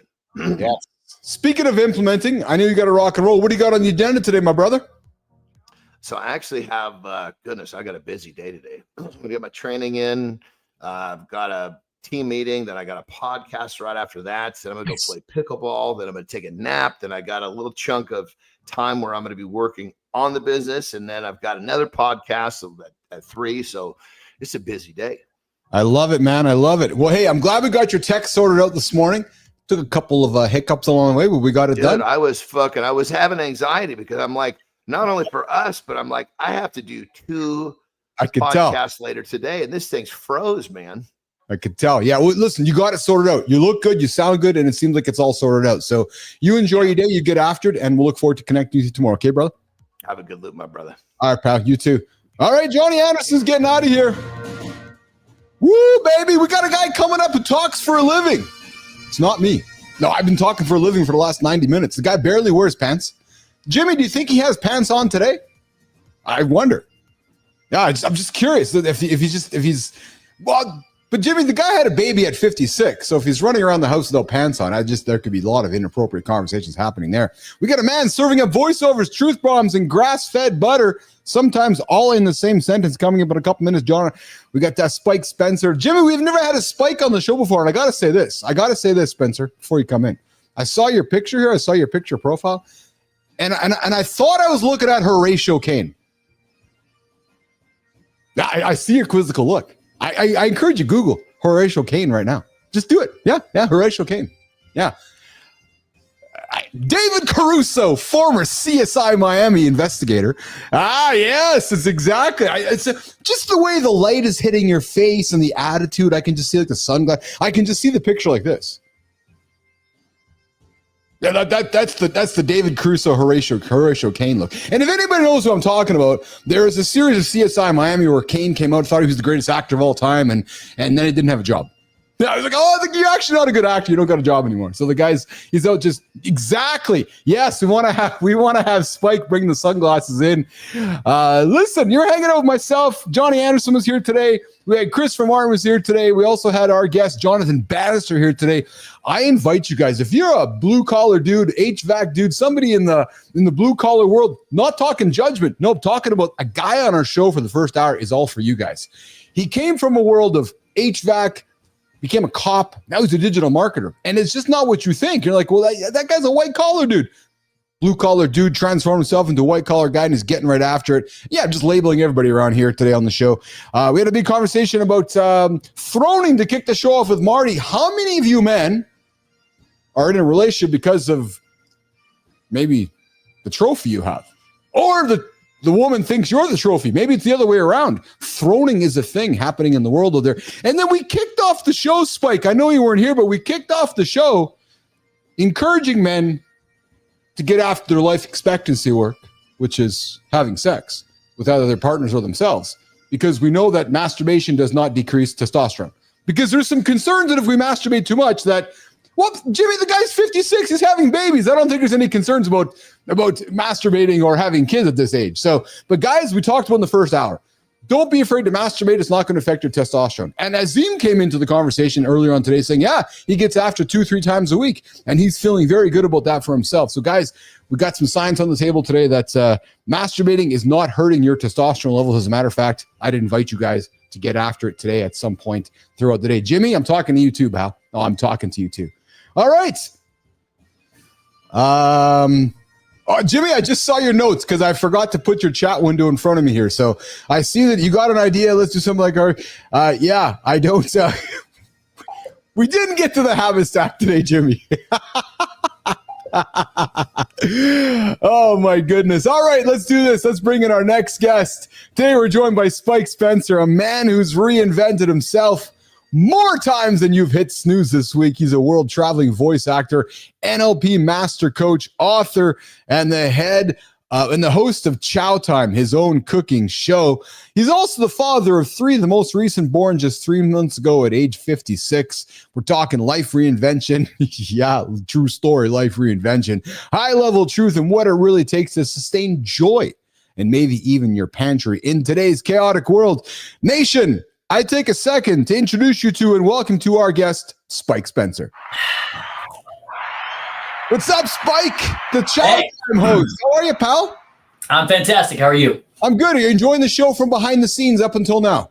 It's great. I'm loving watching it. I'm looking at John, and I can barely bench press his hat. But this is absolutely true. Yeah, the guy's been known to pick up a couple of things and put them down before. So that's what and he's known for dropping some wise wisdom that comes out of his mouth as well. Oh, I just stole that. Don't confuse information for implementation. I'm going to be bringing that to one of my groups today. So absolutely. Where are you joining us from today, Spike? The Texas Hill Country. Oh wow, we got south of Austin. Oh yeah, so Jimmy, we got a couple Texans in today joining us on the show. We had Jonathan Bannister in the first hour. We got Spike Spencer here today. Spike's known as a professional voice actor, but most of his clients probably don't realize he's usually pantless while working. Is that a true story? That is a true story. Yeah, I'm pantless right now. Oh, I love that. So am I actually. I actually have no underwear on either. So we're just salami. I'll just hang it out at just a salami show this morning. But hey, you became you became a dad for the 3rd time in your mid-50s. Yep. Your response? Well, whatever makes you happy? Hey, you know what? Marry young. And by that, I mean marry a younger wife. My wife is 19 years younger than me. So she keeps me alive. How do you guys deal with the age differences from time to time? Like, it's a perfect, we're really good together. We are both in the world of improvement, and we take time to talk. Yeah. And we try not to talk at each other. We try to really understand what we're going for, and we're both cheerleaders. That's pretty much our thing. That's awesome. Today we're joined by Spike Spencer, a man who's reinvented himself more times than you've hit snooze. He's a world-traveling voice actor, NLP master coach, author, and the host of Chow Time, his own cooking show. And I agree with you, Holroyd. Pants are the worst. Spike, Adam works in the train business, and I'm thinking that I'm wondering if you wear pants when you go to show as well. I'm kind of curious about that. Spike, so let's get into some of the questions for everybody. You've said you've lived 5 lives already, dude. At least. Dude, which one are you in now, and what's different about this life? Well, this one now is I'm in the homesteading life and doing some of the things that I really, really want to do, like chow time. Cooking has been a passion of mine for years and years and years. And I kind of turned pro when I was in Australia and kind of decided to go that way. But we moved to Texas and got land and chickens and donkeys and goats and all kinds of critters. So looking at the homesteading kind of stuff. So I got to ask, man. So I'm 53 and I'm extremely curious. What's it like becoming a father again in your mid 50s? First of all, how many children do you have? 3. 3. And what are the ages? 7, 3, and 3 months. Oh, wow. So you started later in life altogether. So first baby at 48. Yeah. So how has it changed the way you approach life and your career? And lean into that, knowing there's men on the show, our audience is for men. Lean into that. How has it changed the way you approach your life and career?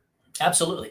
Well, it's funny because that's kind of where I'm going with Chow Time is sharing mostly with dads who cook, because that's what I do. I think, my kids love this recipe, or my wife loves this.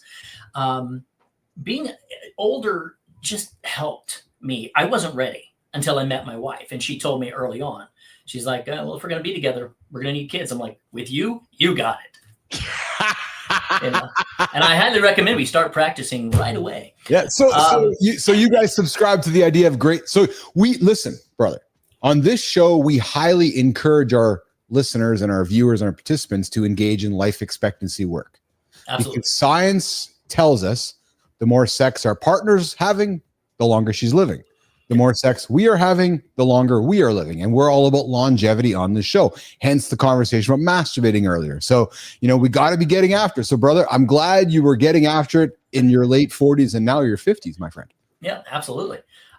It's something I tell guys. I was the dating coach for a while. I wrote a book. Can I throw the book up real fast, or is it? Oh, yeah, please do. Okay. So I wrote this Food Game, a man's ultimate recipe for dating success. Nice. That's one of them. And I wrote that, and that's how I got my wife. It works. Absolutely. I had a divorce and a bankruptcy when I was 35, moved out to LA, lost absolutely everything, started over in LA. So that was one life. So I was acting, real estate investment, clear the screen, and then off to LA and just did voiceover for 18 years roughly. Wow. But I was dating there, and I was an actor with not really any money. I was successful enough to pay my bills, pretty much. And so that's how I dated. I could cook. So the women would come to my apartment. I'd cook for them. It was great and affordable, let me tell you. And that's how I met my wife. I met her at a mixer, and our first date was at my apartment. And we just been together ever since. 13 years now.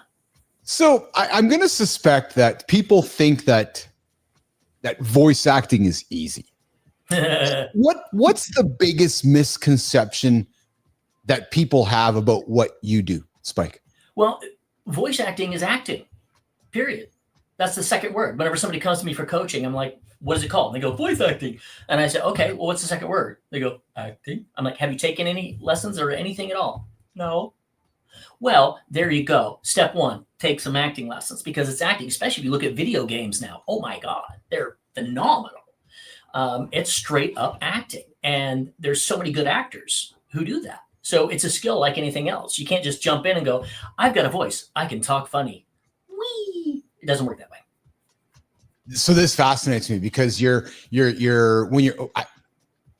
I'm suspecting, because I've never done it, I'm only just thinking about what I've seen. When you're voice acting, you're watching something on a screen and you are speaking the words of what the character is speaking. Would that be fair for me to assume? Sometimes that would be the dubbing or anime, Okay. or a video game that's already been done where you see it up front. If you're doing like animation, or sometimes even video games, like I did World of Warcraft, years and years ago, and I did like 8 characters on there. I didn't see anything. It was just the script, and the director said, "Give me 2 reads, and if I like it, keep going." And I was like in and out in like that. I had all these lines. He's like, "Boom, go, go, go, go, great, see ya." But that's the way it is. If you're dubbing, that's the hard part. Interesting. So how could I take my skill set as a morning show talker and become a voice actor? It depends on what you want to do. I mean, it's like, okay, I want to become a voice actor. Well, there's so many different ways and different routes you can go. Yeah. I teach marketing for my students that come to me for voice acting. I teach marketing first.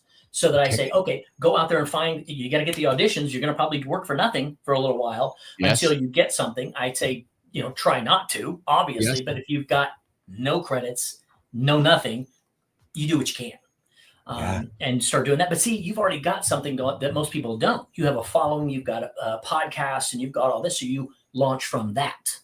Gotcha. You said something a few minutes ago that's quite fascinating to me as we keep our conversation moving with Spike Spencer this morning, joining us all the way from outside of Austin, Texas. You've survived divorce, bankruptcy, total collapse. Yeah. I gotta ask, brother. What pulled you through all of it? Positive mindset. I'll tell you right now, straight up. As simple as that? No. Who says that's simple? Yeah. It is funny because people are like, oh, have a positive mindset. No. You're going to go through it. I'm not saying don't go through it. You have to deal with it, and you have to have techniques. And that's what I did. I focused on learning how to deal with what I had gone through and how to be a better man, lover, husband, boyfriend, whatever it was. And that's all I did when I moved out to LA. I went to the bookstores. Remember those? I went to the bookstores and read everything I could, personal growth, development. I just started learning everything. And I got a lot more training later on. After I met my wife, we both got trained in NLP, and we worked with Brendan Bouchard and Tony Robbins and, all the personal development people. And if we haven't worked with them directly, we've studied, their stuff. Yeah. It's ongoing. Dropping nuggets with Spike Spencer this morning on Mornings in the Lab with Keith and Friends. We got a funny comment from Matthew Rufy. So Spencer met his wife through a book, and Rufy says, "Yes, feed them and they will come." Or is it come? You go with what you. I say things the way I say things. I didn't meet her through the book, but I wrote the book with her on our honeymoon in Italy, as a matter of fact, and she wrote the foreword for the book, saying, "Yes, this works." Yeah, Spike Spencer, forwards and foreplay as an author is how he's. So if you're looking for a trick to have a baby in your 50s, go write a book and feed your new partner, and you might use that as a little bit of foreplay. Hey, Spike, how do food and truth connect in your worldview? In my worldview, food and truth connect very, very, very closely, especially in like homesteading kind of thing, which is what we're doing here. I'm learning to grow my own food. I'm learning what's actually in food, looking at organic versus non-organic, et cetera, what's actually in that food. We don't eat most of the crap you see at the store. No. Well, I grow some, I cook all the food. Like literally, I cook all our food. So like some of the dads out there that do that, they're the ones, hey, come see Chow Time, because that's who I'm kind of catering to. In that, and showing you, hey, here's some cool things you can do with your own food, like canning. I mean, who knew I would want to be into canning? And I just made shitloads of blackberry jam. My mom's a massive canner, man. My mom's an amazing canner. That's great. Oh, there's a science to it. I'm like, this is so cool. And so I grow my own stuff, and then I put it in. That's all I know. There's no chemicals. I know it's organic. I know it's good. I've got chickens out there. I got eggs every day. So, I mean, I know what's in most of our food. And I think that's important, because when you see what's being done to all of us, you start seeing bigger things and you go, ooh, I need to focus on my nutrition first. I see your connection. So because when you're eating food, you love to know the truth of what's in it. I love that because there's so much lack of truth in much of the American food served to the American public. Oh, it's hideous. It's not even actually called food, actually. But hey, you mentioned Chow Time, and I know it's a successful podcast of yours. Tell us about that. How did the idea go from stovetop to screen? Well, it's funny because I've always wanted to do a cooking show. I'm a foodie addict. Yes. I mean, like I appear at conventions and stuff, and when I'm not doing my thing, I'm in my hotel room, and it's always like, "Where's the Food Network?" I want to see that. And I just love it. I love food and travel, and I've traveled to many, many different countries, and I eat the food. I'm just like, oh, this is amazing. What I enjoyed about Anthony Bourdain's content. God, I loved him. Him. I'll just reveal here to you, but if I'd be lying if there wasn't a little bit of Anthony Bourdain influence in my world, in my show, and how I present, and because we lost a man too early. Loved his content, loved his style, loved how he presented himself, loved the authenticity of Bourdain. You know what I'm saying, Spike? Oh, absolutely. Absolutely. Yeah. I had a story. I went to the restaurant that shall not be named in Rome. So I get it. And I used to have a podcast called the Mind Scrambler podcast, which I may bring back. And that's more of the mindset. But right now I'm focusing on the food and trying to bring the mindset into that as well, to show guys, mainly, I guess, mostly dads, ladies are invited too, of course. Yeah. But I do real easy stuff. It's like, hey, you got kids to feed. Here's a French omelet. Yeah, it's not that hard, dude. Here, my wife loves that. So that's kind of where I go with it. And I'm gonna keep going sort of toward the dads. I think there's a lot of dads out there who are doing a lot of cooking, and people don't really talk about that. Yeah. Oh, no, I agree with you. So then let's go here then. So if you had to coach someone, let's say a dad, a man, a coach, on cooking and life at the same time, what would the first lesson be? Feed your passions. Straight up. Tell me more. What do you like? What lights you up in life? So something I started talking about dating. I'll just go off that for a second. Yeah. So one of the things in a relationship is you get into these ruts and you're just kind of like, I don't know. Especially if you're together all the time. Yeah. You got to say, hey, you know what? You go do what makes you happy. I go do what makes me happy. And we'll come back and we'll talk about it and we'll both be ignited. And that's what happens. Because a lot of times people get in this rut and they're like, I just don't want to do anything, blah, blah, blah. It's like, no. Talk to each other. Find out, hey, you like crocheting in the nude? Awesome. I like sailing. Whatever. Do that. And then come talk about it. That's awesome, man. Spike, what's the weirdest voice gig that you've ever taken in your voice acting journey? What's the what? What's the weirdest voice gig you've ever taken? Oh man, the weirdest voice acting is probably a hentai I did a long time ago. Oh yeah, that's anime porn. Yeah. Oh yeah, that's like 30 years ago. I don't even know how to respond to that one. Oh, dude, it's freaky. And we didn't use our names. So my name was Thong Flossman. Oh. And my friend, she was Helen Bed. And we just had a ball. It was ridiculous. It's like, how many tentacles go in there? My God. Oh, it was great. That's awesome. What's up, batshit crazy? You're hanging out with myself and Spike Spence this morning on Mornings in the Lab with Keith friends. Hey, just a reminder to everybody tuning in right now, we've launched our brand new Mornings in the Lab community for as little as $2. You can join the community, $10 and $20. We're adding on value to the community every single day. Thanks to Adam Holroyd. Thanks to Lady Drew for being our inaugural members of the community. And no, guys, this is not to line Keith and Uncle John and Uncle Marty's pockets. This is about reinvesting back into the only morning show for men. We have a big vision for this platform, getting up every single day, 8 o'clock Eastern time, YouTube, LinkedIn, and X. Joined right now with our guest, Spike Spencer, all the way from outside of Austin. The dude's got a few kids, but I got to ask you, man, what's one lesson your kids have taught you that you wish you knew 20 years ago? And why I like this question is because you've chosen to have kids a little later in life. So I'm thinking that this question drops differently for you than some of the other men that I've asked this question. But what is that one lesson that your kids have taught you that you wish you knew 20 years ago, Spike? To make it simple, I could say patience, but it's not just that. It's also about putting your money where your mouth is. Yeah. And if I train people and I say, one of the things I say in my dating book, it says one of the chapters is when in doubt, chill. When things start going crazy, if your girl starts coming, going unglued, or for some reason you don't even know what's going on, don't match that energy. Chill. Be still. And there's so much power in that, especially with kids. If you come at a kid with the same energy, he is not processing at all. And so whenever you come and talk to him, you got to wait, and you've got to kind of nurture and guide them through these emotions that they don't know what they're doing. They have no idea. So if you come at them, blah, blah, blah, blah, which I have done as well, I have failed in that. Yes. I mean, we all do, but I do better every time I try. And so I go, okay, calm down. Hey, baby, come here. Let's talk, and calm it down while they're crying or screaming or whatever. And that, to me, is like with so many of us in the personal development space, we talk a good game, but when it comes down to it, are you doing it? And that makes me do it. Yeah. And it makes me do it. And my wife keeps me on target with that too, because we balance each other, because we're both trained and we're both coaches, and we both understand. It's like, okay, are you being your best self right now? No.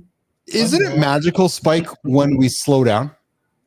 So much power. Right. And when you slow down as a parent of younger children, and when you just take, and I don't mean it as a like slow down to a stop, but literally just slowing down to create awareness and just create a few a few extra seconds within your minute. And I'm not saying adding seconds on, because there's only 60 in a minute, but creating a few extra seconds by slowing down within the minute.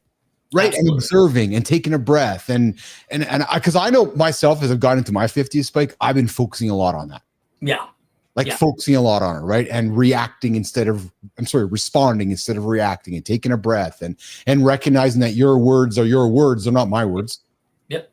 It's power in that. Right. And our kids teach us that, don't they, Spike? Absolutely. Absolutely. And it's like when people say the term that I don't really like, but I'm going to hold space for you. Yeah. It's like, I'm creating a space. Yeah. I'm creating a safe area for you to talk to me in, knowing that I'm not going to come here, you, it's not going to happen. So that's something that I think that's that's taught me. And it's also taught me how freaking much I can love. Oh my God.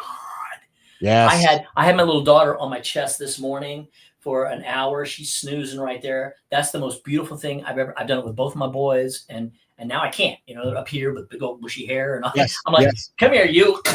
Yeah. Wahoo Willie, I see your comments there. And you know, Wahoo, you make a great point. I think if you got a laugh track button that you hit at any moment, it would add to your show. Hold on a second here. It's funny, Willie, because I just had the button in front of me, then I moved my board away from it. But you're talking about something like like this, right? Exactly. Yeah, we can be like friends, Spike. We can add like behind the scenes, right. Just some behind the scenes laughter going on. And then Willie comes in with, I've seen people take an extra couple seconds cleaning their glasses. That laugh track's like watching our animation from the 80s, man. Yeah, to gather their Scooby-Doo. Gather our thoughts before we say something next. So, you're right. Wahoo, I thought I'd just take a second to clean my glasses as I'm thinking about what I'm going to say next to Spike, and doing a little bit of role playing on the show for you guys. There you go. Hey, we're going to get to the rapid fire round right now with our friend Spike Spencer joining us all the way from Austin. Yeah, rapid fire, brother. I'm going to come at you with a few ones, and it's going to sound, I'm just getting my buttons ready so I can get some music behind the scenes. But brother, pants or no pants right now? No pants. Favorite spice in your kitchen? Tarragon. No, that's an herb. Sorry. Favorite spice, cayenne. Cannabis. Cartoon character you secretly relate to? Scooby-Doo. Oh, are you Scooby-Doo? Really? Oh, I can do Kermit the Frog here as well. Nice. Weirdest thing you've ever eaten, Spike Spencer? Weirdest thing I've ever eaten. Asparagus schnapps in Berlin. Netflix or nature? Both. Hardest voice to do? The deep gurgly one, like this, if I'm talking like this. After a while, you're like, I did Kled on League of Legends, Colonel. Oh, Kled. Yeah. And that one wrecked me after the day. I was like, okay, I'll see you on Monday. Every now and then I drop to drop accents and I talk with people sometime, and I think I go with. I sometimes don't know what accent come out of mouth, but I just talk for sake of talking. So next question, I come to you all the way from Eastern Europe, is one word people always mispronounce that drive you fucking nuts, Spike Spencer. Oh God, what is it? I was just thinking about this the other day, and somebody said something. I was like, okay. You know when people say data and data? Oh yeah. I say data, and people say, oh, it's data, and I'm like, no, I saw Star Trek, Commander. I was just, dude, I'm fucking loving you. You're a great guest. I was just about to go there with you. So then, is it data or data in terms of Star Trek? It's data. I call it Duda. Or it's Duda. Yeah. I make up my own words. Yeah, I love it. Data. I'm like, data. Truth muffin or reality casserole? God. It's got to be both of them, but a truth muffin, I like the truth. I don't care. People make up their own realities, but truth is truth. Oh, I love it. Spike Spencer, last one for you, brother. My closing question. You've lived 5 lives. At least. If you could just leave one recipe, my brother, just one, literal or metaphorical, for the rest of us, what would that recipe be, brother? Freedom gumbo. Yeah. America. I didn't expect that response. Oh, hold on. According to Wee Willie, we got to do this right now. Okay. There's the laugh track. Spike, dude, I'm gonna be honest, man. I'm looking at the clock here. I got my producer in my ears going, dude, we got to keep going here, man, because he's awesome, man. I know. I could talk to you for hours. I'm loving it. I'm loving the pop culture stuff. I feel like we're on the same wavelength here, but I got to respectfully keep the show rolling. Brother, where can folks find you, connect with you, engage with you, work with you, get your book, get your podcast? Please tell my audience how they can get a hold of Spike Spencer, Horatio Kane, and work with you, brother. Well, first off. Yes. I love you. Yes. All right. You can find me at spikespencer.com. It's so easy. Think about it for a second. I've had people go, we couldn't find you to invite you to this convention. Try this, spikespencer.com, or just put it in Google, Spike Spencer. I'm going to come up. Okay. So spikespencer.com. And of course, on all the socials, just look me up. I'm around. I'm not hard to find. But mainly, I really want everybody to go to Chow Time on YouTube. And subscribe to that bad boy. Watch my videos. I've been doing it for about a year now, right out of my kitchen. It's not scripted. I put the camera on and go. So it's just talking like this. If it's a screw up, it's a screw up. If I burn it, burn it. Who cares? Dude, you're awesome. I hope you had as much fun today as I did with you. And I'm not trying to use platitudes, man. You're awesome, man. Thank you, brother. You too, man. I love the show, man. I'm like, okay, you guys are rocking and rolling, man. I love this whole thing about helping guys. Because that's kind of been my thing for a while. Yeah, there you go. Right. So hey, listen, I don't know if you saw it, but I dropped an invite in your calendar. Would love to grab coffee with you later today or tomorrow. But I'd love to grab coffee with you to learn a little bit more about you, share a little more behind the scenes. I purposely don't meet with guests before the show so we can keep it raw and fun, but I like to meet with them after. So I dropped in your calendar. I really want to meet with you, brother. I love what you're up to. I love what you're doing, and I want to do whatever I can to support you. Okay. Appreciate it, man. Awesome. All right, Spike's gonna get out of here, Jimmy, and we're gonna keep the show rolling. We know what's up next. Listen. See ya, Spike. Listen. Ears up. Whoa. Hey. It's that time. It is that time, guys. It's that fucking time. From name-dropping egos to ghost-working stats. Barbell confidence to Kaizen habits. This one's got a little something for you on today's Community Corner. It's that part of the show where we connect Substack and LinkedIn on Mornings in the Live with Keith and Friends. Welcome to the Community Corner. All right, let's get after it. Whole Road, I know you love this segment, and so do I. All right, we're going to start our community celebration right inside of LinkedIn. Why name dropping kills real connection. Let's do it, Jimmy. Matt Hunter breaks down something we've all seen when someone's bragging, dropping names, or flexing their resume in a conversation. They're not trying to connect. They're trying to win. Yeah, Matt's point. That whole approval-seeking game doesn't create connection. It kills it. The interesting thing is, guys, we all do it sometimes. Why? Because being admired feels safer than being real. But Matt points out that genuine connection happens when you meet someone as an equal. No ego, no performance, just respect and humility, human to human. So, whether it's your Uber driver or the CEO, I invite you to show up with presence and curiosity. You've heard about this, talk about this countless times, you guys. Roofie, ears up, kindness counts nothing. And guys, uncommon kindness costs even less than nothing. So, I invite you to consider this. You sometimes catch yourself trying to impress, or are you a natural at being your unapologetic self? I want to know. Let me know in the comments. Who are you? All right, number 2 on the LinkedIn side of things. From bulky fears to barbell confidence, Francesca McClory dropped a side-by-side photo of herself, and I love these ones. One shot in the gym carrying serious weight, the other dressed up and confident. Her message, oh, I love this one. Her message is strength and femininity are not mutually exclusive. For years, she worried that lifting heavy weights might her look too bulky or too masculine. Turns out, Jimmy, I love this. Turns out it made her feel powerful. It made her feel confident and even more herself. I can tell you right now, guys, I know my wife feels the same way. Fellas, encourage your partners to lift heavy things and then put them down. I can assure you it's not going to bulk them up. It's going to make them feel strong. It's going to make them feel confident. It's going to make them feel strong, beautiful, and motherfucking unstoppable. All right.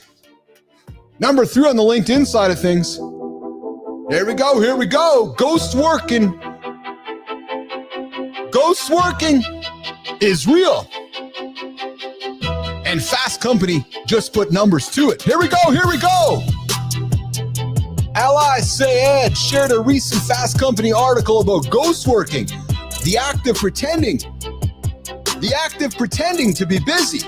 You know what it's like with fake meetings, fake staged calls, or typing like you got something going on. Yeah, but you don't. You're just bullshitting it along the way. According to this article, more than half of U.S. employees say they do this regularly. They ghost work. And Ali, he didn't diss himself. He admitted he's done it too. Are you ghost working to your employer? Because those stats are telling and beg the bigger question. If so many smart, capable people feel the need to perform work instead of doing it, what's going on beneath the surface? Over to you, nation. If you've ever ghost worked, why? Hey, Wahoo Willie, you're onto something there. Ghost marriages, they might be a term too. I like that. I like where you're going with that one. I'm sure they exist. All right, let's keep it going. Let's go. Here we go. Number 1 on the Substack side of things. Let's pivot Jimmy to Substack. The conversation that revealed nothing. Yeah, CJ Gustafson shares how he met someone in his field, a smart guy who built a business. CJ entered the conversation curious, asking thoughtful questions, trying to learn. The other guy didn't ask a single thing in return. Maybe he wasn't interested. Maybe he thought he didn't need to be. Either way, CJ's observation, bang on. Curiosity is underrated, especially in business, especially amongst leaders. We talk about lifelong learners, but how many of us actually do it? I got to be honest. I've had similar experiences to CJ. And honestly, it's wild how many people are like the guy he met. What do you think it says about someone when they stop being curious? Why would you stop being curious? And be honest, have you caught yourself stopping being curious? Not the way to get after it. Okay, the next story over on Substack. Boom, boom. AI is taking over B2B. Are you ready for these 9 shifts? If you're in the B2B space, guys, this one's worth paying attention to. Pierre Harubel made 9 predictions about how AI is about to change everything in the industry. And even if you're not in that space, don't ignore this. AI is taking over everywhere. Oh man, it's taking over everything. And if you're not learning and adapting daily, we might find ourselves in trouble down the line. Here we go. Jimmy, here we go. Let's do it. Number 1, legacy businesses will compete with AI native companies that move 10 times faster. More AI tools means way more competition to build an audience. Number 3, you're going to hire an AI agent to manage your entire tool stack. True story. How do I know I'm doing it? Number 4, B2B creators with real audiences will win sponsorship, partnerships, even equity. Guys, if you're not leading into AI, you're fucking missing out, man.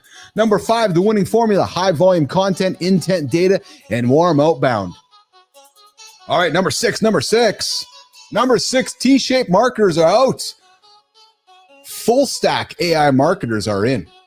And 7, marketing ops will be so automated you'll double take. Hello, CMO. Really? Who needs a CMO? Ooh, yeah, he said it. Fucking rights, I said it. B2B video is about to explode. There's another true story. Number 9, Jimmy, the best marketers. Haha, you're looking at them right now. You'll be the ones keeping learning, not just grabbing tools. The best marketers are the curious motherfuckers out there. Yeah, that's a true story. I invite you to go follow Pierre and search for his article titled My 9 Predictions on the Future of B2B Marketing. It's worth the read. I'm curious to know where you stand with AI, fellas. Are you currently learning to use it, or are you still ignoring it? All right, let's go. Jimmy, let's go. Let's keep this energy going. Let's keep the momentum going, guys. We're in the community corner, the last segment of the show to get you guys going for the day. Let's change it up. The Japanese strategy that makes you 30 times better. Wow. Here we go. Let's do it. 1% better every day. It's a popular phase. But if you've ever wondered if it's just hype, this post might be disciplined. Yeah. But if you've ever wondered if it's just hype, this post might be disciplined. You on Substack might make you more open to the idea. The writer, Friend, shares his own journey in discovering the Japanese concept called Kaizen. No, not the protein powder, the art of tiny, consistent improvement. Instead of trying to overhaul everything at once, he started with small, repeatable actions. 2 pages of reading, 50 minutes of bodyweight training, 30 minutes of learning. Not flashy, not life-changing overnight. But over time, it changed his entire rhythm and improved his life. This is yet another example of how consistent action delivers results. What's a consistent habit you've stuck with for months or even years? And what has it done for you? Tell me in the comments. Let me know. All right, that's it for what's happening across Substack and LinkedIn. If you want your story featured on this segment of the show, I invite you. Make your post. Tag Mornings in the Lab with Keith and Friends over on LinkedIn and Substack. We might just select you and put you out for the world to see. Okay. Let's get into the Creator Spotlight, where we take a couple people on the platforms and we get after it. Our first one, we're going to keep it on Substack right now.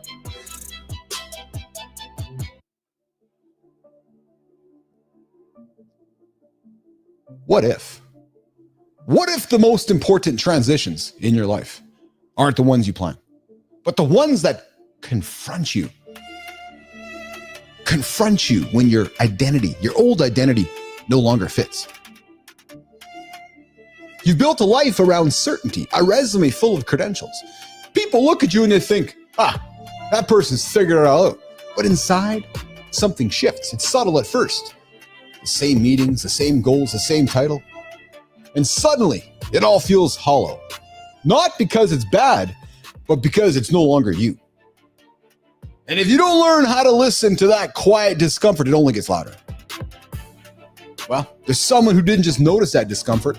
He let it guide him, walked away from the impressive title, let go of the narrative. Not to escape, but to evolve. He did didn't force a rebrand. He wandered, asked better questions, and slowly began shaping a body of work to help others navigate the same fog he walked through alone.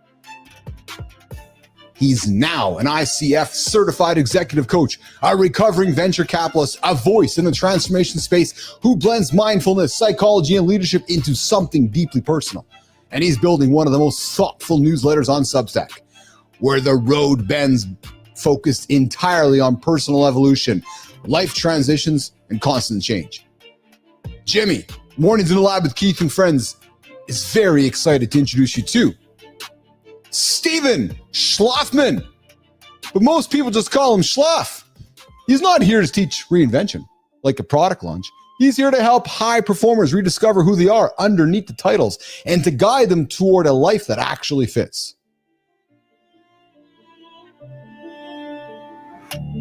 Through essays, through coaching, and deep reflection, he's becoming the person he once needed and giving other people permission to do the same. So Mornings in the Lab Nation, if you're in a season of change or quietly sensing one is coming, Steven's work will help you feel less alone. Where the road bends isn't about answers, it's about walking with the right questions. Subscribe, follow, and share his work with anyone standing at the edge of their next chapter. And hey, Steven? Yeah, you, Steven. Steven, I'm talking to you. I'm inviting you to the show. I want to give you the Mornings in the Lab Creator Spotlight so you can take the light and shine it on somebody in your orbit so we can keep paying it forward in the creative spotlight in the community corner. All right, Jimmy, let's roll, man. Let's keep it going. Let's keep it going. Let's dial the energy back up. Number 2, we're going to pivot our attention over to LinkedIn. And I'm going to do this at the same time. Yep. Here we go. I've always bootstrapped, built it, prove it, earn your way forward. But I respect anyone who raises with intent, because raising isn't easy. And most founders aren't failing because of bad ideas. They're failing because the process is broken. That's what caught my attention about this next creator, guys. He's been on both sides. First, as a founder who built and sold a national meal delivery brand, then as the operator behind a $300 million plus in capital raised across fintech, SaaS, CPG, insurtech, sports, and biotech. He's not just teaching people how to raise, he's running the whole thing. Sourcing, materials, outreach, follow-ups, investor pipeline. Most founders think they need intros, but what this guy knows is you really need someone who knows how to manage the raise like a pro. The guy, his name is Matthew Alanis. What's up, Jamie Newstead? Good to see you there. He's the founder of You Will Raise Capital. If you're serious about raising and want to do it done right, Matthew's someone to follow. His team helps founders stop guessing, start closing, and get funded the modern way.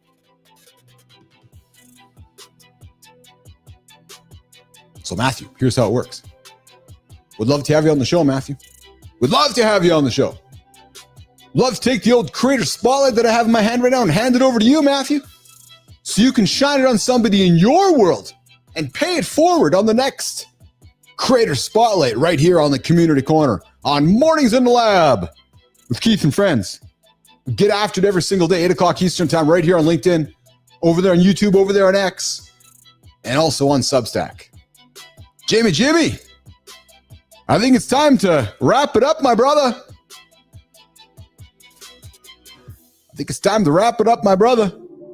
Woo, baby. Wahoo Willie coming in with another one. Popular quote of Genghis Khan is that someone asked him how he accomplished so much. The answer supposedly was, I never put off anything I could do today. It's amazing how much stuff you can do. True story to that one. All right, we're coming up to the close. What's going on, Jamie? What do you got going on today? Before I say goodbye, I would love to hear what's going on in your world here today. Jimmy, I'm going to go through the comments quickly before we say goodbye to everybody. Mr. Foosball joined us today. Be Driven, Bernard was here. Roofy was here. Lady Drew was here. Adam Howard, without the pants. The OG and the members. What's going on, Howard? Dude, I was going to call you this weekend, but I got caught cutting the grass. Yeah, that's a true story. Actually, true story. And I got caught making product for our store. Our store. Yes, nation. telling you right now, the Mornings in the Lab store is open. It's open. We got some product up there. If you guys got questions, hit me up. I'll answer whatever I can. If not, just put your credit card in and get yourself a hat. True story. Howard, I owe you a hat. Lady Drew, I owe you a hat. You guys can get some discounts. All right. So tomorrow, Jimmy, what's going on tomorrow? Jimmy's like, really? Tomorrow? We're talking tomorrow already? Yeah. We're talking tomorrow already. Coming up 8 o'clock right here.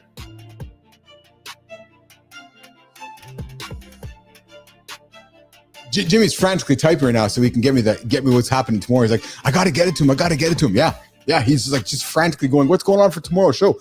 I don't know. But I know we're back here at 8 o'clock tomorrow Eastern time. Right here. The radical stability method. How top performers beat the snooze button every day. Hey guys, true story. I don't know what the hell that means, actually. Yeah, it's going to be fun though. We got Hunter Schwartz joining us on the center stage. And we got Adam Halberstad joining us on the community corner. But until then, we're going to get out of here, Jimmy. My bladder's calling. The restroom's calling. For everybody who showed up today, I appreciate all of you guys. Again, I invite you to subscribe to our channel. Like it. Tell your friends. The greatest morning show on the planet. Mornings in the Lab with Keith and friends. 8 o'clock right here. Wahoo Willie, I got to go too, brother. Great show today. And always, thank you. Thanks for the tips on getting some laughter. We're going to do that. And products to ship today and growing. Good job, Bernard. Appreciate you, brother. You got to wing it. All right. Have a good one, guys. Jimmy, what the hell is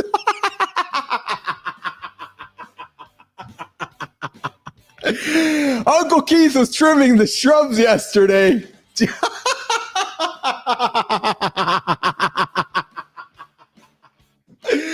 I love it, Jimmy. I love it, man. I love you too, man. That's awesome. All right, I'm getting out of here. I gotta go back. I gotta go back to trim the shrubs. See you guys tomorrow.